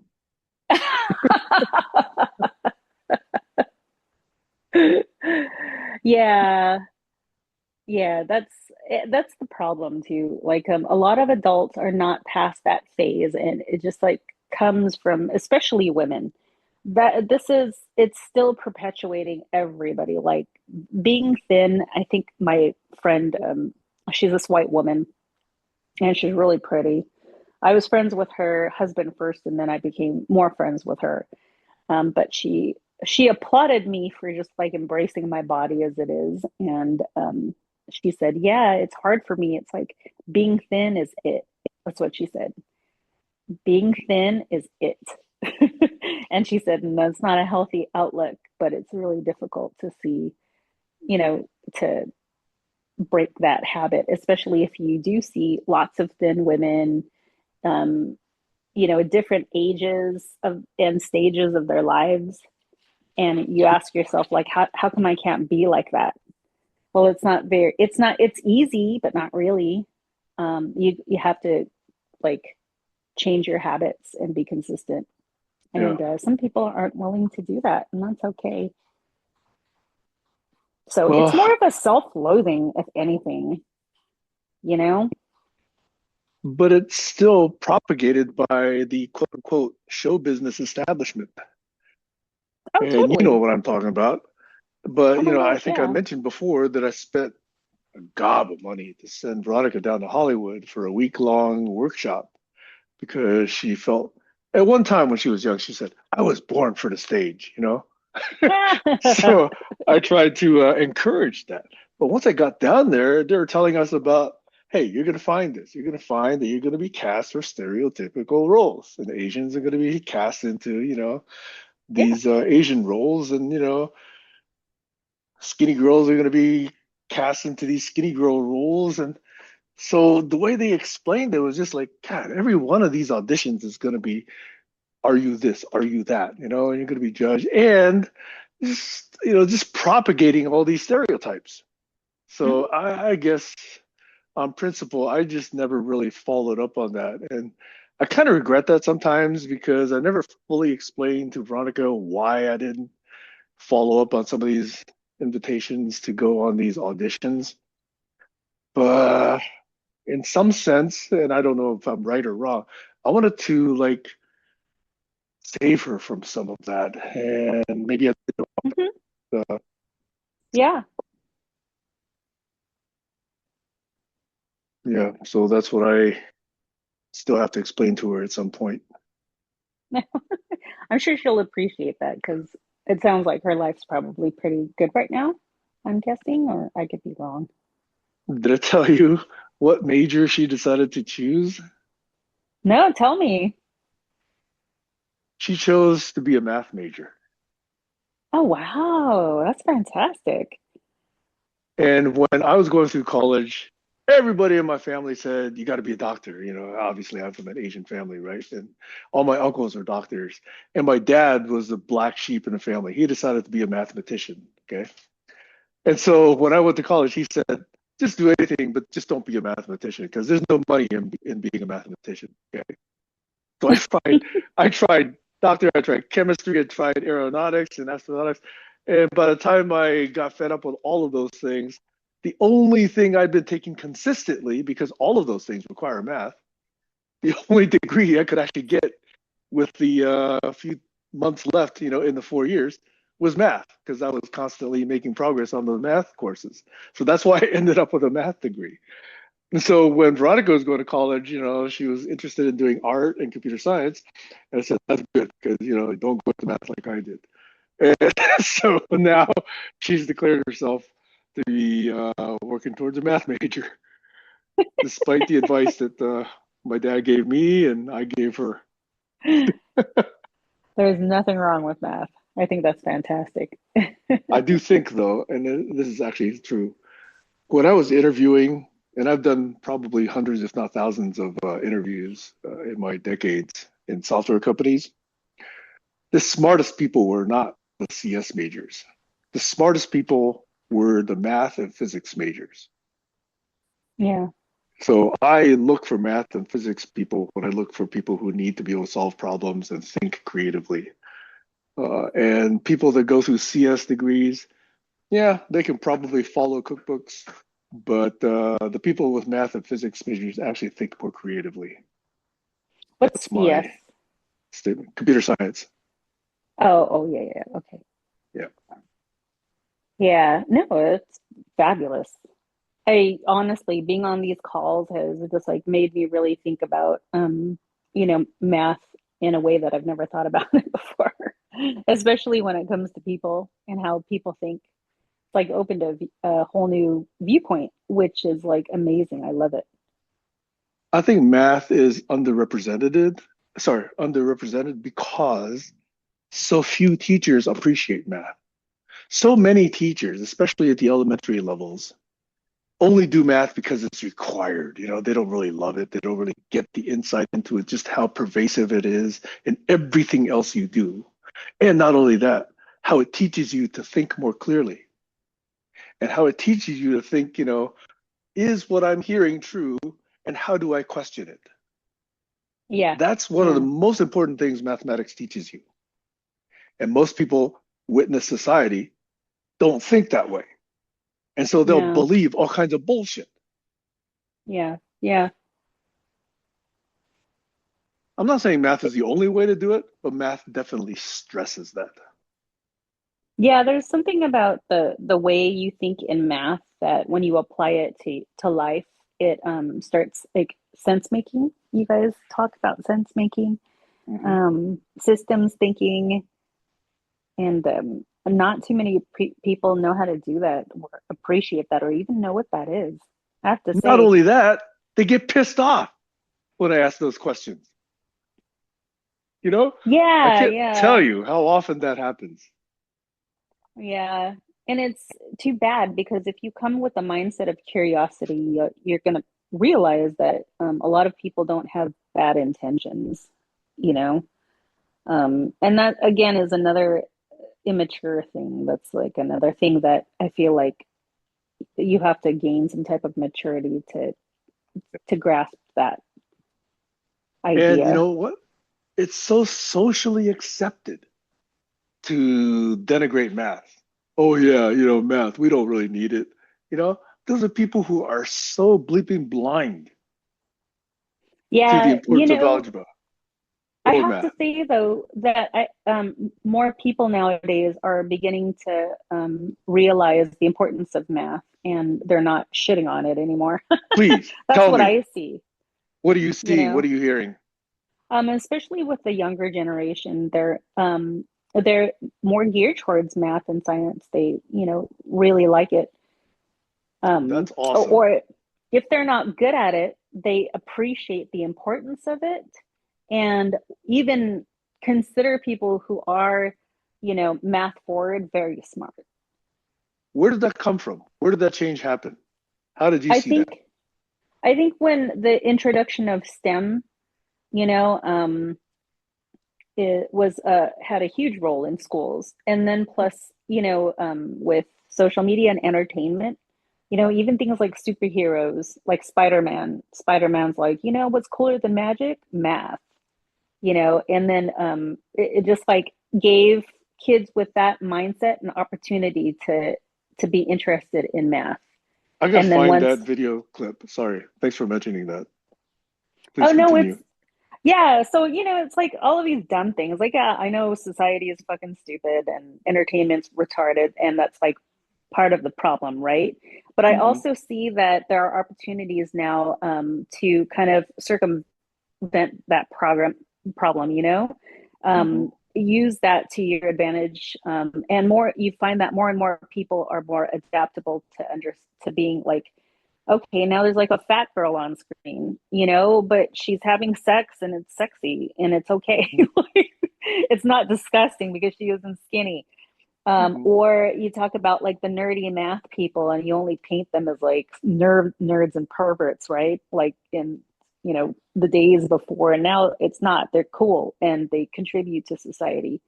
And so once that becomes more socially accepted, people start to realize like, oh, hey, there's a whole world around us. There's more people that are super cool and they understand that math is a fantastic subject, um, only if you just have the curiosity and mindset to even explore it. Like I said, you don't have to be good, but to understand its value, I think is permeating in the at least the younger generation. That's what I see.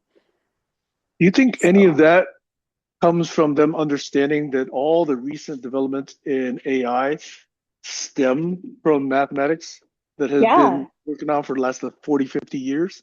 absolutely. Yeah, that is like the main cause. Yeah, people You who think are, people do understand that? oh my gosh, yeah, my son who's not Max, Max is actually good at math. He doesn't prefer it, but he's good at it. But he realizes that that's like, the root of a lot of what's going on, a lot of technology today. That's good. It's very good. Yeah. Yeah, even the older people, I would have to say, I would say like my generation's beginning to see lots of stupidity coming from my generation. I have to say that Generation X, I feel like, is more philosophically innovative. You know, the freedom of speech came from my generation, like truly exercising that, breaking barriers. I feel like, feel like Generation X was a pivot point, but we got a lot of dumb people in our generation and they're making Hmm. dumber choices. But I do feel like the older generation kind of gets it with math. But the only problem with that is like the stubbornness, and of course, when you come from an older generation, there's things that they can't see that the younger generation possess.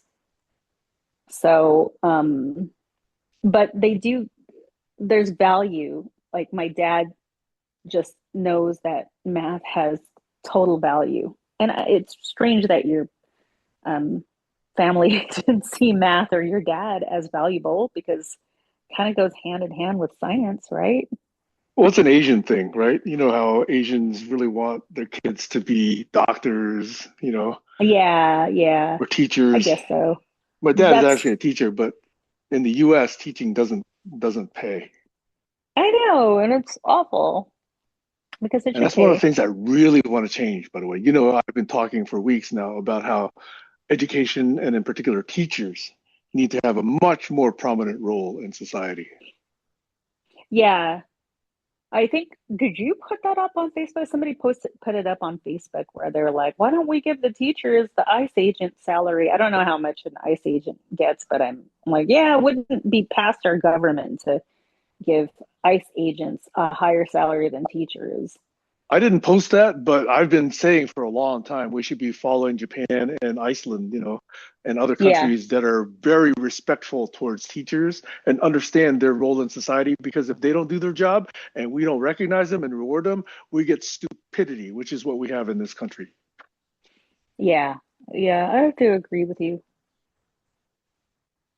And I've been saying, hey, we need to give teachers the authority to hold people back if they don't understand basic concepts. And we need to even expand their authority so that they can say, yes, this person is competent enough and intelligent enough to actually make good choices and therefore should be allowed to vote. And some people, they can't even put two and two together, or they can't even string a syllogism together, or they can't even understand whether a fact is opinion or a fact. Those people should not be given the right to vote. And I am adamant about that. That is necessary for advancement of this civilization, or we are done for.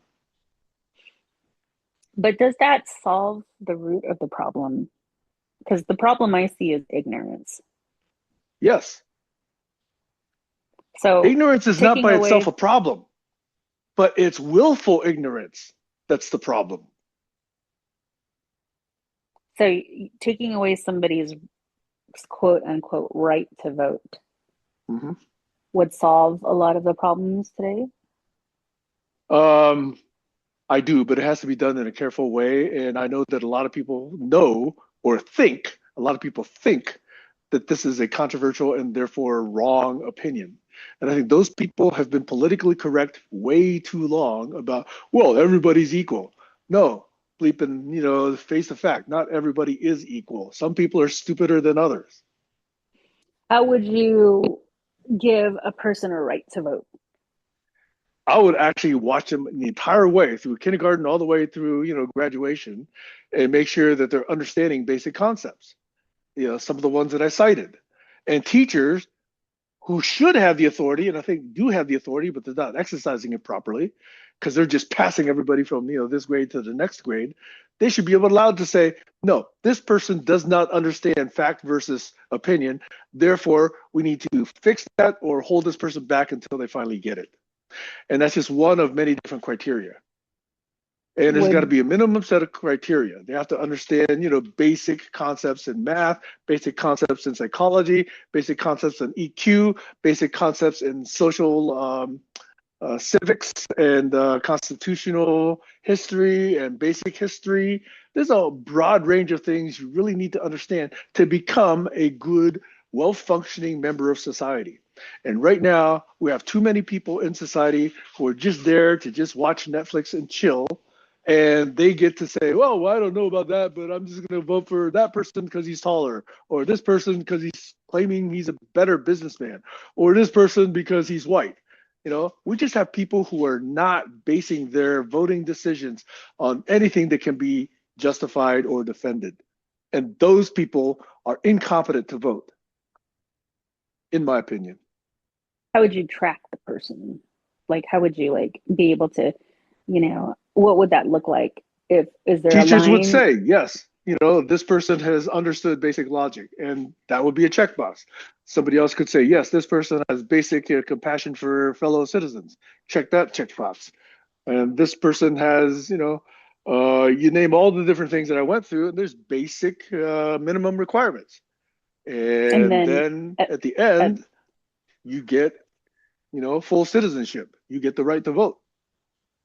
Would you think that the age of 18 then something it doesn't matter the opens up age for them? If a 12-year-old has those skills, a 12-year-old should be allowed to vote. Okay. If a 65-year-old doesn't have those skills, that 65-year-old should not be allowed to vote. So if I'm correlating this with some type of structure, so this is just I'm just thinking out loud. So you go through school, yeah, and you are taught a certain skill set, and at the end of that school year, or what, even in the middle of the year, a teacher would write, in this global database or community database, this person has achieved the skill set of kindness. Yep. And then maybe every year or every couple of years, they'll be able to say, this person is still kind. And then maybe at 7th grade, it'll say this person has the basic knowledge of governmental structure or, whatever. Yes. Skill set. A lot of then, details need to be worked out. Yes, agreed. And then at a certain age, whether it's 12 or 60, then let's say that person will get an invitation to vote. Yeah, or a certificate, or a badge, or a pin, or a special chip implanted in their brain, or whatever. The details are unimportant. But yes, there ought to be minimum requirements for being a good, well-functioning member of society. Okay.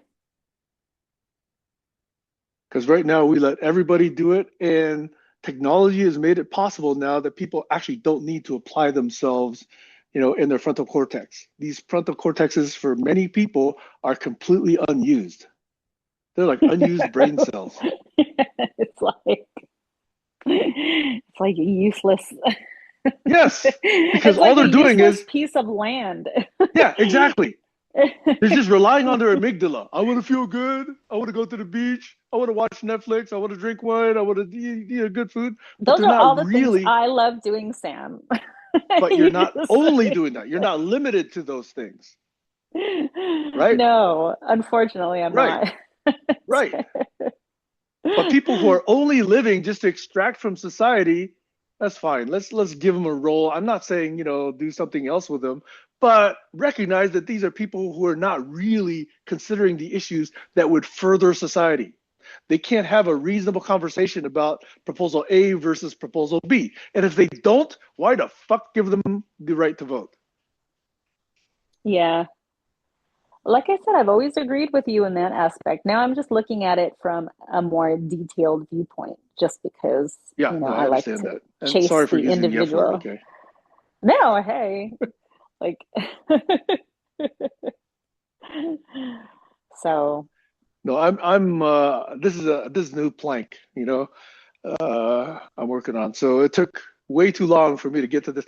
Surprisingly, my dad's been a teacher his entire life, and therefore I've heard him for decades bemoaning the fact that at college level, there were students in his classroom who were still taking remedial algebra in the college level. They were being passed into high school and college without understanding basic algebra.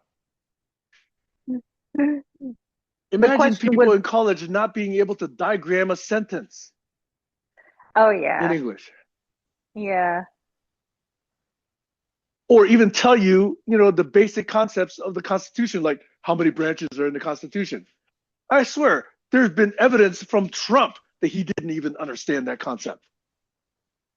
oh, it's all the time. Yeah, Him and his people, of course. they don't understand that basic And that's concept. why they're dragging society down with their ignorance and their stupidity, their Yeah, willful ignorance. Oh, yeah, that's not yeah, important. Yeah, it's yeah. not That is the important because they question, can still feed themselves and they still have a roof over their heads. And that's all they right? care about. They don't care Yeah, about the rights that are being taken away from minorities, from the disabled, from the immigrants, from old people, the medically needy. They don't care until it yeah, affects them.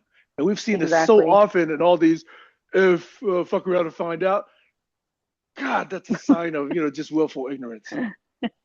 Yeah, it's embarrassing. It really is. And that's the Um, level of stupidity we have to put up with in this country. Let's see, somebody's calling. Who's calling? who's calling you? Somebody I don't want to talk to right now. Yeah. So I've come across two people that have said things to me that make me believe that they're part of the problem. And one of them I'm having lunch with. Um, Today? but no, Oh. a couple of weeks from now. And Mm-hmm. it's like, I'm kind of shocked that people with that viewpoint are talking to me. Mm-hmm. I haven't publicized which, like, which party I'm affiliated with, but you can guess. Mm-hmm. I haven't publicized my true feelings. From time to time, I'll put something on social media that like would make you guess that this is the type of person I am. Mm-hmm. And so it just floors me when people who are very conservative actually talk to me. And it Mm-hmm. makes me wonder, like, what kind of person am I, like, making myself out to be? Like, the type of person that other people see. Am I Mm-hmm. truly a neutral, unbiased looking person? Because I know I have biases. Is this And person, may I ask, male or female? female, Okay. and it's now I'm thinking, let me use this to my advantage and really see if I could truly understand their point of view and be able to articulate, you know, any type of connection that, Excellent. I might feel with that person without telling them, I told you Mm-hmm. so, Yep. Yep. that's the thing that I realize it's really, we really should at this point not use that in our, arsenal Yep. is I told you so, even though Yep. it's so glaring, it's so obvious, and that's why we shouldn't use it. But at the same time, like, how do you connect with people and give them kind of that like opportunity to and that gift to use their brains?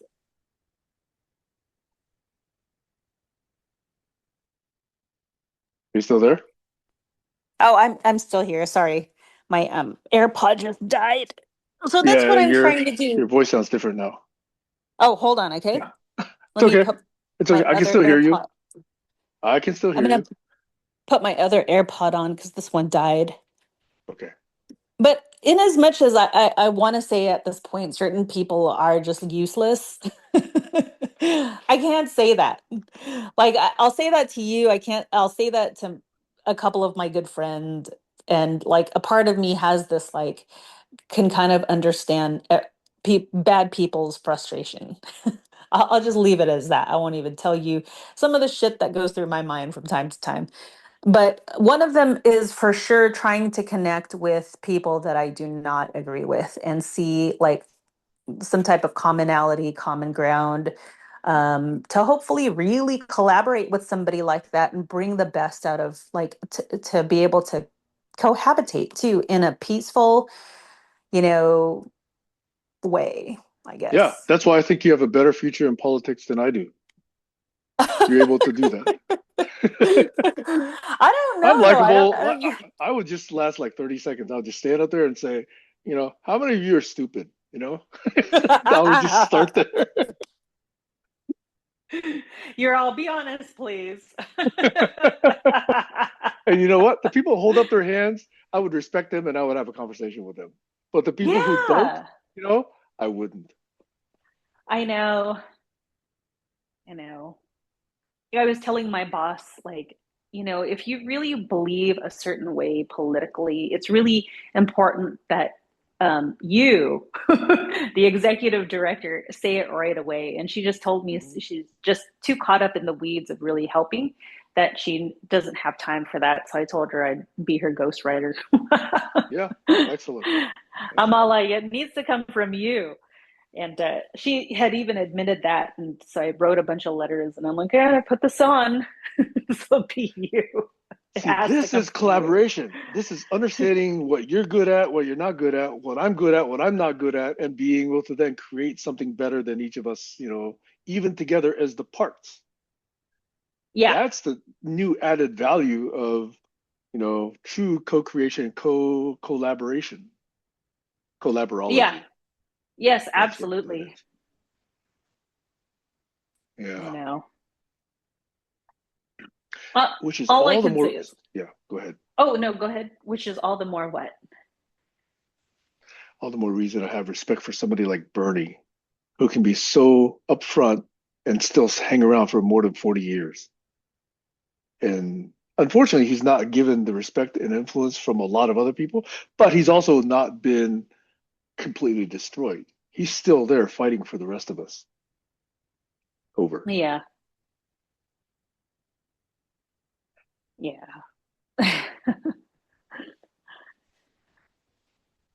Can I say something? Can I admit something? I have been in a little bit of a state of fear recently. I've been worrying about lots of things that I haven't worried about ever. Hmm.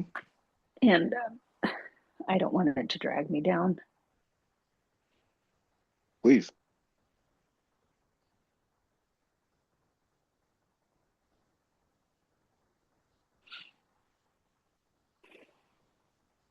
Would you? Oh, tell you what my fears are? Oh, I I'll thought just, you some of were them, about to do that. no, but I'll tell you one of them. Ever since my dogs got sick, I Hmm. haven't been walking, the industrial areas or like some of the streets that are less populated because Hmm. I don't want them to get sick again. I don't know what's, in the bushes. Hmm. And so I've been walking around in the neighborhoods and um, the one thing I'm afraid of is like loose dogs. I started thinking about like loose dogs, in the neighborhood, and it sometimes prevents me from walking them. And I can't believe that of myself because nothing prevents me from doing anything, much less something as simple as that. Hmm. So that's like one fear I have. Another fear I have is like, um, it's hard for me now to be outspoken online, and it's only because of the affiliations that I have. But I shouldn't be afraid of those affiliations. It's just I haven't um, found that strength that is uniquely me that I feel like would be meaningful, to put on social media or to, be able to help some of my friends who are in, I have one friend who is going to the grocery store almost every day, taking people's donations, like going out and serving the community. I have another friend that is like sharing news, going to, some of these protests, sharing resources. And I don't know, like, I don't know why, but some of that kind of scares me. And it never has before. By affiliation, do you mean United Parents, or do you mean the cohort that you're with, or people like me, or what? No, everybody in general. Um, let's see, some of the assistance and activism that's taking place are just no, just friends, not even a part of my cohort. People part of my cohort are business as usual. But it's made me reflect on the type of voice that I actually have. And it's made me question why I'm not advocating more when, I have opportunities to. Anyways, I am rambling. Let me know if you want to talk about that at any point more. Well, the one thing I did want to talk to you about last night was a grant that I picked up. Ah, I really want to write this grant. I've never been so excited about it, and the hilarious part about it is that it's about fatherhood.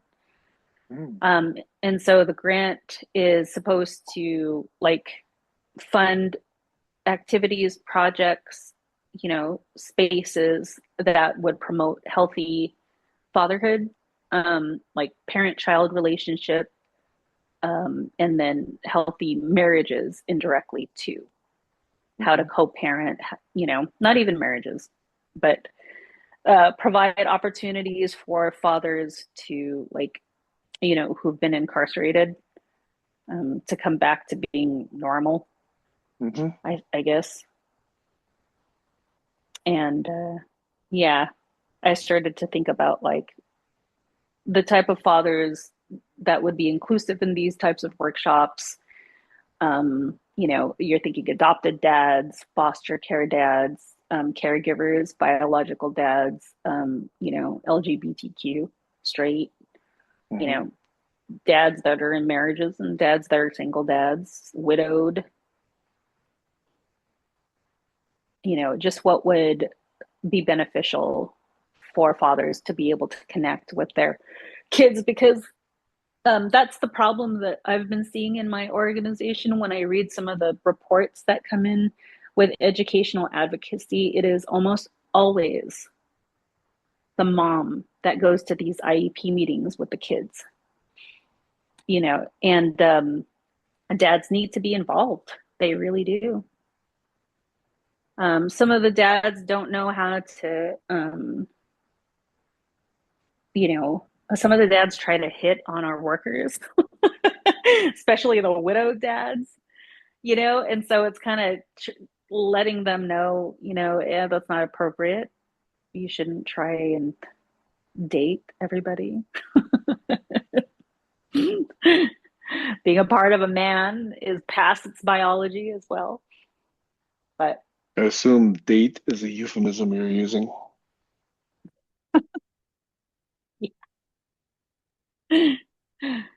things like that, violence connection, like trying to have a more fostering connection with your children. I'd be all for that. I'm not saying I'm a good example. In fact, I have many case studies that say, I'm not a good example of that, but I'm all in support of that. Yeah, yeah. And so what it looks like is more workshops and support groups. The Mm-hmm. workshops would probably have, opportunities, like we have an employee who fixes things, like Barry. He and Mm-hmm. his son, they fix computers and phones and all things technology.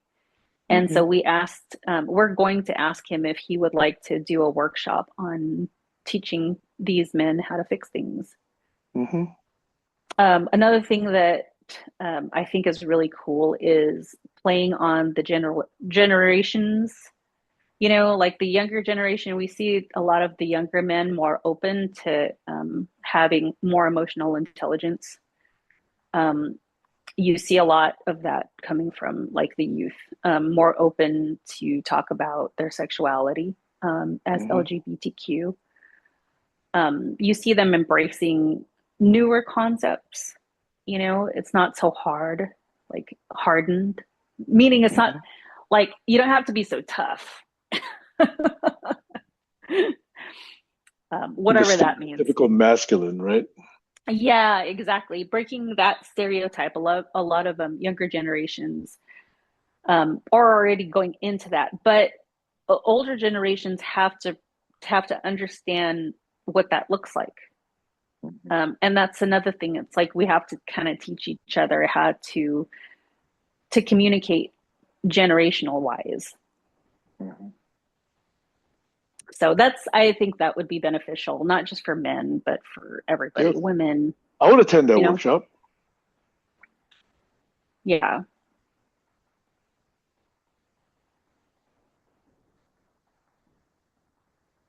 So is this something you're doing as part of United Parents or something else you're starting up with completely on your own? Oh no, this is a part of United Parents. Okay, got it. Yeah. Yeah. Yeah.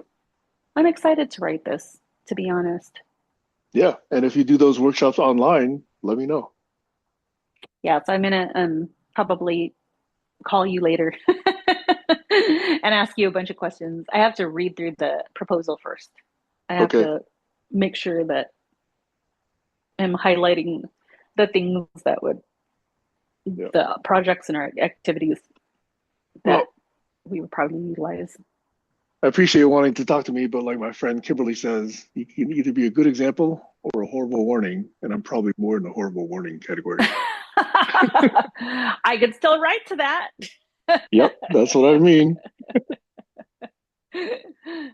Yeah.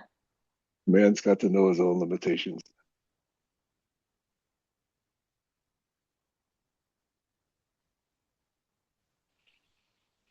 Hmm. Well, oh my gosh, it's past 10. Yeah. You know, there was a meeting I was going to go to at 10:30, but I'd have to drive half an hour to get there. But I think the conversation was going well, so I think I'm actually not going to go to that meeting today, and I'll just go tomorrow. Oh, okay. Cool. Well, That's cool that you're doing your outdoor series. I wish well, wish we lived closer. I'd totally watch.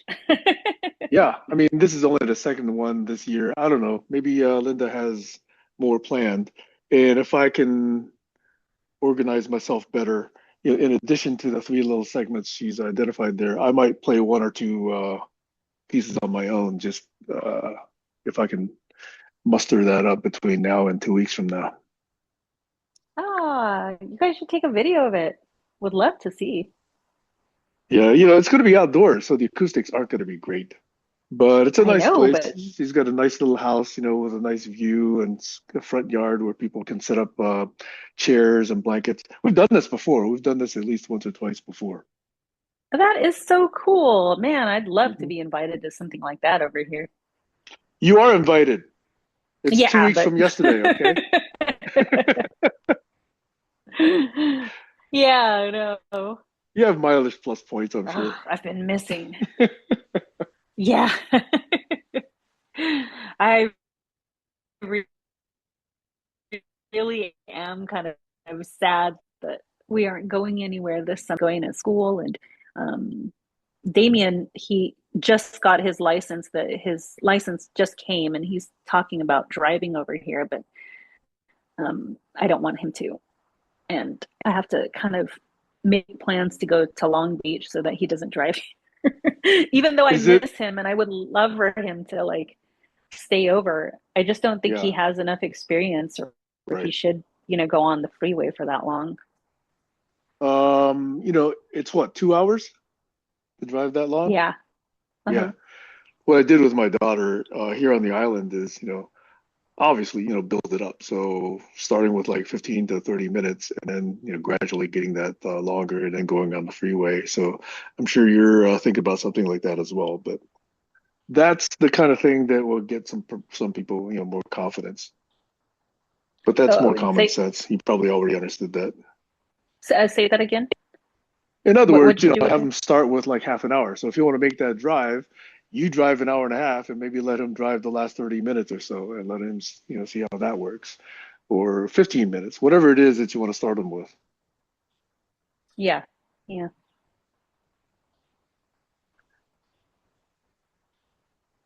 Yeah, you know what I'm probably going to do is I'm probably going to tell him I'll visit him because I want to see him at his job in the aquarium. Oh, did I tell you he got like an internship, another internship?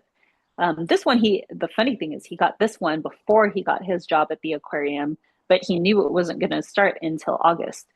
Hmm. It's a sports medicine internship Wow. where, yeah, you know, yeah, would intern or work with somebody in sports medicine at school. So, That has all kinds of implications. Yeah. yeah, that's cool. Yeah. And even the aquarium is pretty interesting. I'd love to do that. I know. He said that he had to set up his own cart. And like, I guess all of the interns are asked to have like a cart, um, I guess, for this one special day, I'm guessing, and have to come up with a type of project to be able to like discuss with the general public. So he chose, what did he say? Defensive systems, defense, and how like like crabs with their shells, and talk about the certain defenses like sea creatures and have fish. Hmm. That's And fascinating. yeah, he said that he doesn't remember what he was saying, that he just spoke and had out of body experiences. Well, that's how you start. Because I don't even know what I was saying. I had like out of body experiences just talking to people. You got to start somewhere.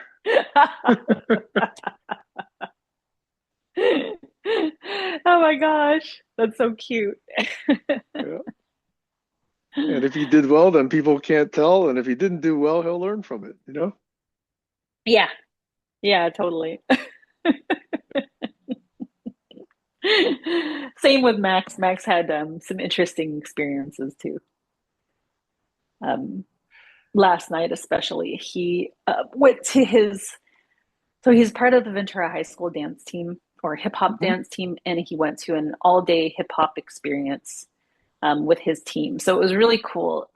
They took the bus over there, and then it was awesome because they didn't have to drive, and then they came back on the bus too.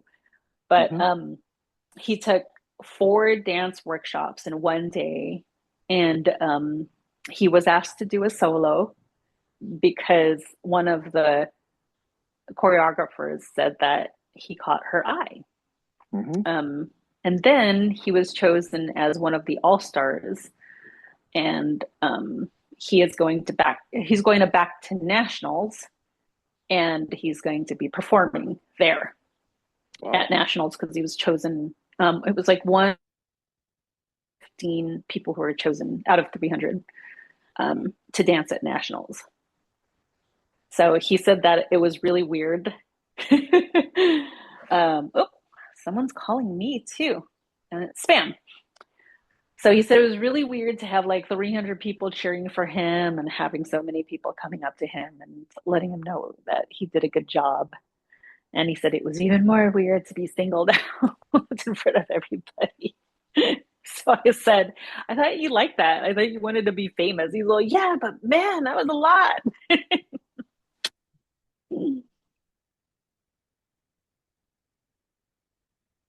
I think my daughter Ronnie would really enjoy doing some skits with Max if there was ever an opportunity. Yeah. She still likes to act. She likes being, she likes singing. She likes skits. Yeah, she loved drama. Boy, she was in drama all through middle school and all through high school. And she Oh, really enjoyed it. yeah. She's got a Yeah. cute T-shirt, that she got in middle school. that Uh-huh. says drama. It's a stage I'm going through. I thought that was a pretty cute Ah, T-shirt. that's cool. Yeah. And in fact, when she was in, I think eighth or ninth grade, I forget which, she was part of something called Purple Club. And I guess in her school, Purple Club was an anti-bullying organization. So they made a 3 or 5 minute video, and it was basically, communicating how, you know, you shouldn't bully, but it showed it very graphically, not graphically, but in a context where kids understood. Okay, so she was actually the kid being bullied, and there are 5 videos recognized at the national level for this Purple Club membership, which I think is all over the country. And Wow. 4 of them were high school videos. Hers and her friends' videos were the only one of those 5 that was made by a middle school. Oh, wow. That's Yeah, great. yeah. So I think she understands that concept. She loves being in drama, video, theater, stage work. So yeah, if there's Oh, an it's opportunity. so On the other hand, cool. now she's 22 now. She's kind of in the last couple of quarters of college, but still, I don't think she met Max when you and Max were up here last. No, she You and Max hasn't. and Damien, yeah. God, that was But so. I've told her about you and Max and your family. Aw, Yeah. I remember that trip to Seattle. That was such a good trip. Actually, all of the trips were fantastic. I'm Take, just glad you didn't get sad and seasonally affected and dreary and gloomy and depressed, because this is the Northwest after all. no, it was so beautiful over there. No, Seattle's no, no, don't say that. Don't say that. Don't say that. I know. Leaving the country wouldn't sound like a bad idea at all. You know what I've been talking about. Hmm. Yeah. I was actually telling Max, I said, hey, what do you think? And he's like, I just got into Ventura High School. And I'm like, well, I unfortunately wouldn't be able to do it that fast.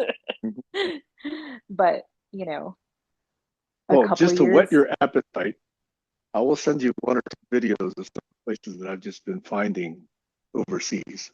They're amazing.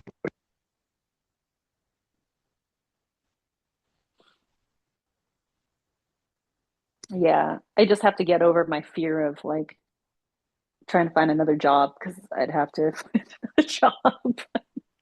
I could always be a consultant. Yeah. Work remotely, Yeah, I was thinking of getting my CFRE, which which is, is to it's certified fundraising expert. It's just a title. ah, there you go. So you Yeah. just take an exam, um, but the exam I think costs I think like $800 or something. Just to get that. But I'm pretty sure I already qualified to take the exam. That's only 2 nights at Disney World or Disneyland. That's 2 nights at the Disneyland Hotel. uh, no, it's like one night at the Disneyland Oh, Hotel. jeez. You do live high on the hog. And I didn't stay at the Disneyland Hotel. I thought you did there one time. I remember. The Grand Californian Hotel. Uh, well, It is so hard to not stay there. That hotel is it's the best proximity. It's so pretty. Like, and to go club level, you don't have to worry about food or alcohol. Like you geez. just wake up and you have everything there. An It's like being espresso on a cruise. machine, a coffee. Yeah, and like the food's good and it's like healthy for you too. It's just beautiful seating, you know. You even Wow. get your own well, not private, but the club level has its own balcony to see the fireworks and they stream the music in. So it's really cool. So you get there maybe like I would say a half an hour before the fireworks start. get your at that time they have dessert out, and Ooh. you get your dessert, you get your wine, and then you just like sit there, enjoy the night, and then the fireworks start, and they turn off the lights, and then play the music and everything. It's such a good time. Oh, and you get into the park um, a half hour early. Ooh. So the people who like can only the people staying at a Disneyland Resort hotel can utilize a half hour without the general public. So that's another reason why I go to I have to live vicariously through you, Kayla. You want to hear Imagine about just my life?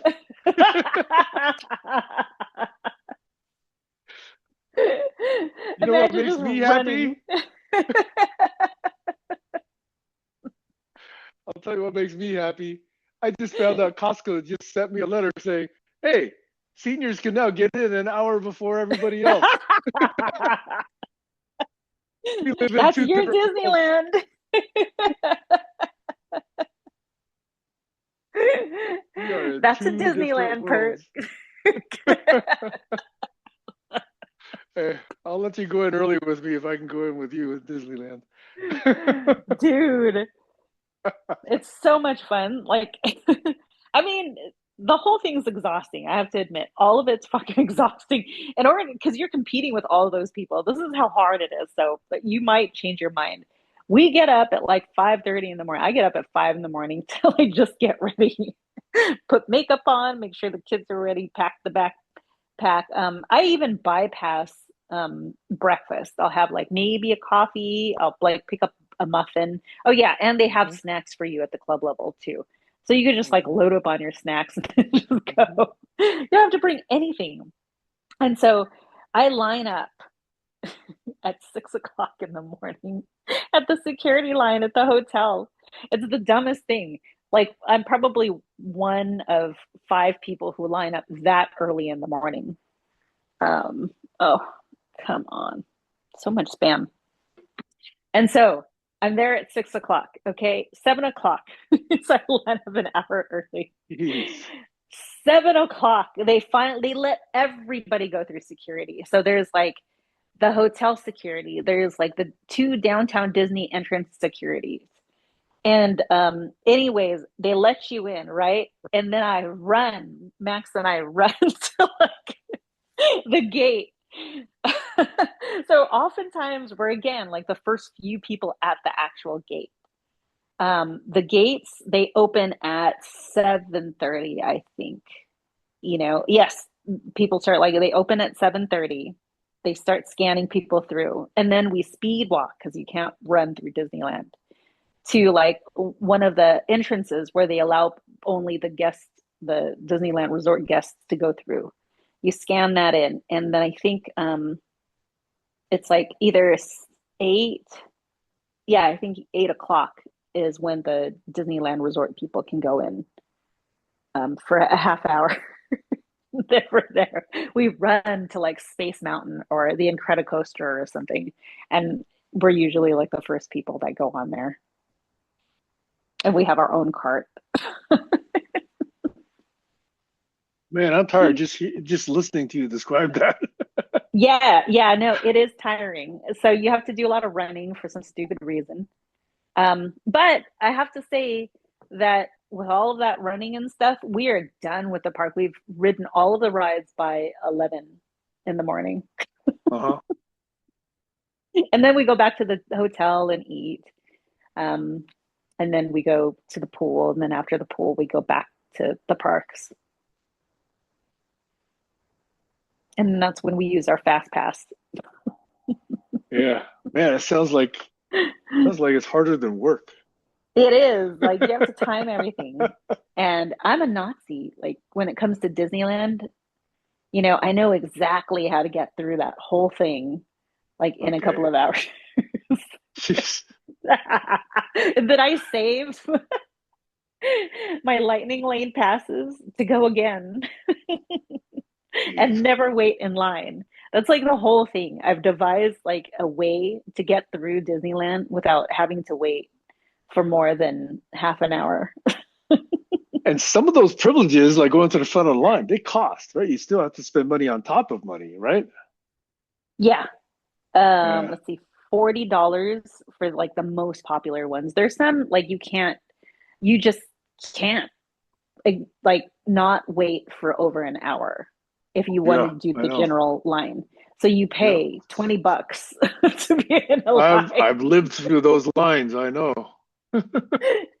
Yeah, I refuse. I totally refuse. I think it's ridiculous. I cannot, if I'm going to stand in line for an hour, it's going to be the line to get as long as I'm in, I know that there's like a plan to just like make sure everything's done and that you enjoy the rest of your day without having to stand in a fucking line.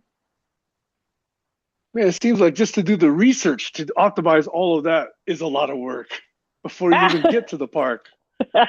Either that, or you've taken so many trips to the park that it costs you a whole lot to learn that. Oh yeah, I know. Like both Max and I know exactly where everything is. Ay, ay, ay, ay, ay. Yeah. I have a cousin-in-law. My cousin Jean is married to Terry. And Terry, man, she's like you. She's like lives, eats, breathes Disneyland. They have season tickets every single year for like 2 decades. She knows exactly where to go. And every vacation, they're at Disneyland. Even their kids are all already college levels now, but I think they still like it. So she's probably got some tips that you and she could probably share tips, or you Yeah. probably just yeah I already know that. We probably They- could. Oh yeah, I do that too. that's right. They probably have all kinds of Disneyland gear and swag. No, we just have some fancy ears, that's all. Fancy ears. You mean like the Mickey Mouse ears? Yeah. How fancy do they Oh, get? oh no, they don't get that fancy, but there's some that's limited edition, I don't know. they're The Mickey basic ears Mouse I would ears. bet You are can't still be, like $20 or $30. yeah, I know. Oh, and I still haven't gone to the club, whatever, to Club 33. I still have never gone in there. I don't even know what I that don't is. have that much money. Now that's like a whole nother level. So Club 33 is this exclusive restaurant that is in Disneyland and it's very hard to get into. I discovered Club 33 a long time ago when I used to work at the Pegasus School. So I used to work as a fundraiser in this school that all of the rich people from Newport Beach sent their kids to. And that's really how I learned how to fundraise. You know what's insane, Sam? If you give just like the average person this opportunity, the opportunity that I had, it just fast tracks you because like these people had money, top of the line stuff. They could spend like the school spent money on staff to teach us. Like, we had the best database system. We like had a consultant talk to us about the type of fundraise or the type of people that give. We had, the marketing opportunities, and we were all educated on that. Not to mention, like we could put together an event without even worrying about the costs. The whole thing was just, what's going to attract people with the most money to make sure that our fundraiser was a success. And the whole community donated. Like we got like front row Laker tickets for donation. We had Club 33, silent auction. We had just all kinds of, so we had a car to raffle. Like you raffle a Jeez. car. Like it was money. I was invited to wine tastings at the time were over $100, which is, at the time was very expensive. Wine and food pairings over $150. And these are like wines straight from Italy that were poured into a decanter because they're the actual winemakers selection. And so that's where I learned how to what Club 33 was because Jeez. a few of our parents had access to Club 33. And there was at least at the time like a 5-year waiting list to be on Club 33. Yeah. You pay into Club 33 a substantial amount, and all it gives you is access to eat at that restaurant. That's it. And at the time, it was the only restaurant that served alcohol in Disneyland. You still have to pay for the food and the Wait. Give tickets me to a go sense in. of this. How much is that prepayment and how much is the actual dinner? Just so I get an idea of this. At the time, I think it was like $5,000 a year to be a part of Club 33, and it's, at least $300 a person for this dinner. Eesh. Yeah. Okay, Kayla, you have Mhm. proven to me that you have a much fancier lifestyle than I do. I've never been a part of Club 33. I have Yeah, but I never don't even know about it. At least you yeah, know right? about it. Dude, I know. Talk about like having a taste of what a wealthy lifestyle was like Hell, in I'm your impressed by 20s. $100 a person dinner. That still impresses me. Yeah. Oh, I used to go to these wine pairings. They would just invite me, like some of the moms for some strange reason. Like one of them liked me, and she was like a princess in Korea or something. She had royalty in her blood, like actual royalty. And so she'd be like, "Oh, hey, we're gonna have like a wine and food pairing at this place or something." And she goes, if you come, you just come as my guest. I'll pay for it." I was like, "Okay." So I went. I used to get fucked up with these wines, excuse my language, because I would drink so much of this good wine, and I was tiny. I was a cute little 20-something-year-old.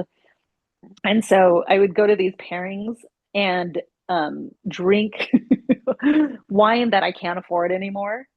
And that's how I learned like a palate for wine is to go to these like wine pairings and things that the parents at the Pegasus School used to invite me to. Are these fancy places where you're supposed to swirl it around in your mouth and then spit it out? Nobody spat it out. You know That's what I'm for the talking about, though, sommelier. right? Yeah, exactly. Yeah, I mean, that's only reserved for the sommeliers. Oh, they're stupid enough to do that. But this is the type of establishment that like a person who has a lot of money, if they didn't have to drink their whole glass. And the glass probably cost them, if you really want to mark it up, like of the retail price of a glass, that's like a $50 glass they've got in their with their meal. They used to take a sip and be like, that's okay, and then just leave it there on the table. Right? I don't know about you, but if somebody gave me a $50 glass of wine, I'd drink it all. I would never just let it sit on the table and be done with it. Interesting. Yeah. By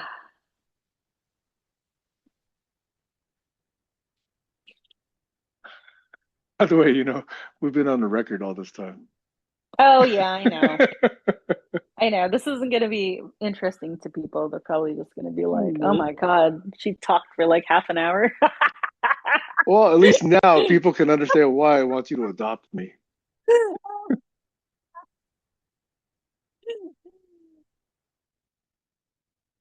Are you still there? Jeez. You You know, if sound like you're I'm kind of far here, from your microphone. if only I was mature enough to take advantage of my situation. But then what kind of a person would I have been? You know? Uh, No, I'm serious. okay. Like, would I have still been a good person if I was mature enough to take advantage? I So don't know. many what if questions. Yeah, there are. I'm trying to teach myself to not ask what if questions. Yeah. Maybe that's the problem. Because once we start going down there, there's a billion what if questions we could each ask. Mm-hmm. Maybe 20 billion.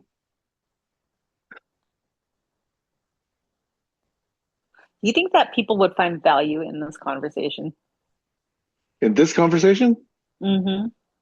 I think everybody extracts different things from every conversation.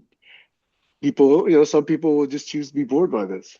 Some people would Yeah. use it as an opportunity to get to know more about you or me, or even the nature of these conversations. So it's always a matter of what does someone choose to get out of a conversation. Yeah. That's one of the things I had a quibble with Barry about. He kept saying, well, we just keep talking about the same things. And I've been through this before with you and others. Yeah. Huh. To me, there's always a fresh look, a fresh hearing. Like if I hear you tell one story and 6 months later I hear you tell another story, I'm looking for the nuance. I'm looking for the difference in inflection. I'm looking for the silent moments. I'm looking for the things you said now versus what you didn't say before, etc. I'm listening for all those things. So it's never the same to me, Yeah. unless you're a robot and just say exactly the same way each and every time. That's how I feel about reading. Mhm. Yeah, there's a particular series of books I go back and read every 10 years or so. They're that good. Yeah.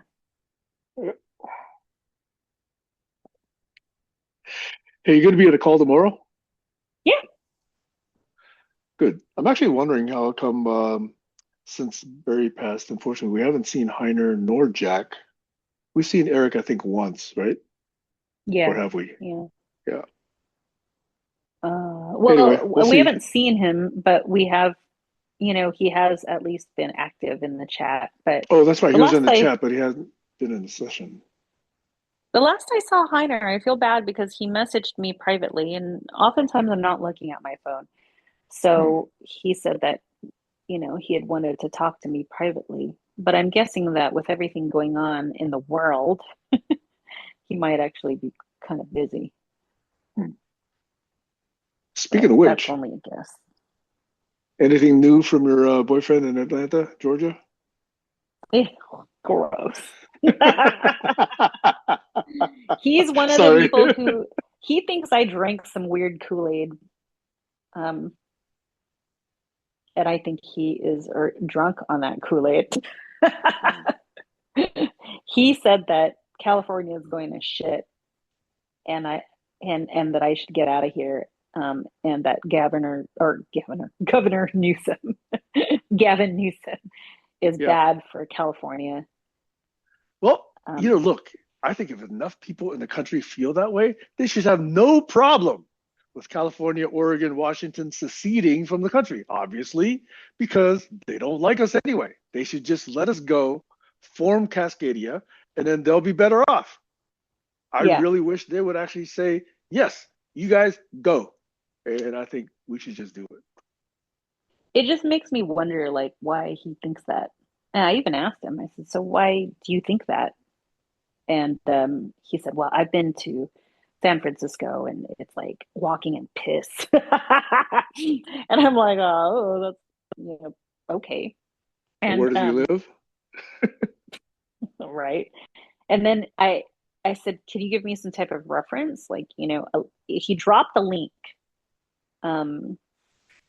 that some 14-year-old kid was talking about, like the protests that are going on. He's referencing the protests going on, and it sounds really strange. Um, and I further asked the question. I'm like, hey, what is he referencing? Is he referencing the ICE protests? Is he referencing the like abortion, no kings? Like, what is he referencing? I don't know. And then he's all, well, all of it's correlated. And I'm like, not really, but okay. So if he's referencing like the liberals in general, and it's just really strange that I can't get some type of straight answer or like complete information. And so I said, well, when I have time, I'll look into that guy's YouTube and see what all of his other YouTube stuff is about, and you know, just kind of make a decision on my own. So But he did apologize, and he's still in contact, and you're still responding to him?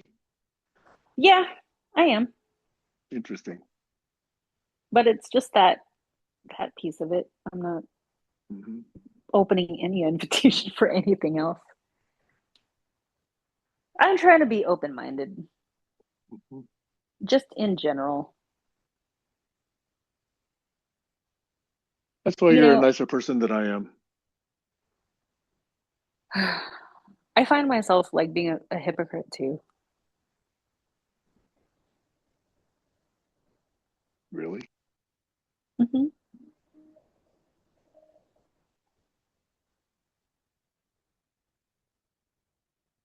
Yeah, I think we each have ways where we're not in complete alignment with what we say we are. Yeah,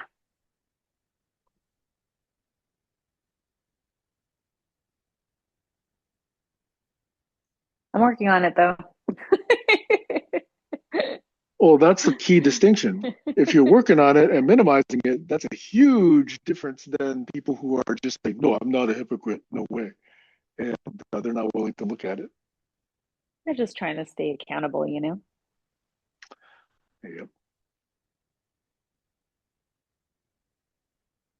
Anyhow, oh my God, we're talking for almost 3 hours. Well, we could even carry forth with this tomorrow if you think it worthy of more time. To talk about rich people. Either rich people or hypocrisy, or people in Atlanta or Disneyland or, Club 33. Oh my gosh, yeah. It's fun to Yeah. talk about that stuff.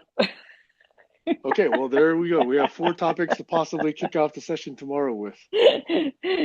Hopefully Eric will be there. Okay, maybe he'll bring a better Yeah, exactly. focus.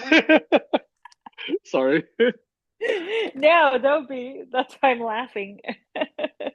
Okay, Kayla, thanks for spending the additional time. Let's see each other tomorrow virtually. Sounds good. Okay, have a great day. You too. Bye. Talk to you later. Bye-bye.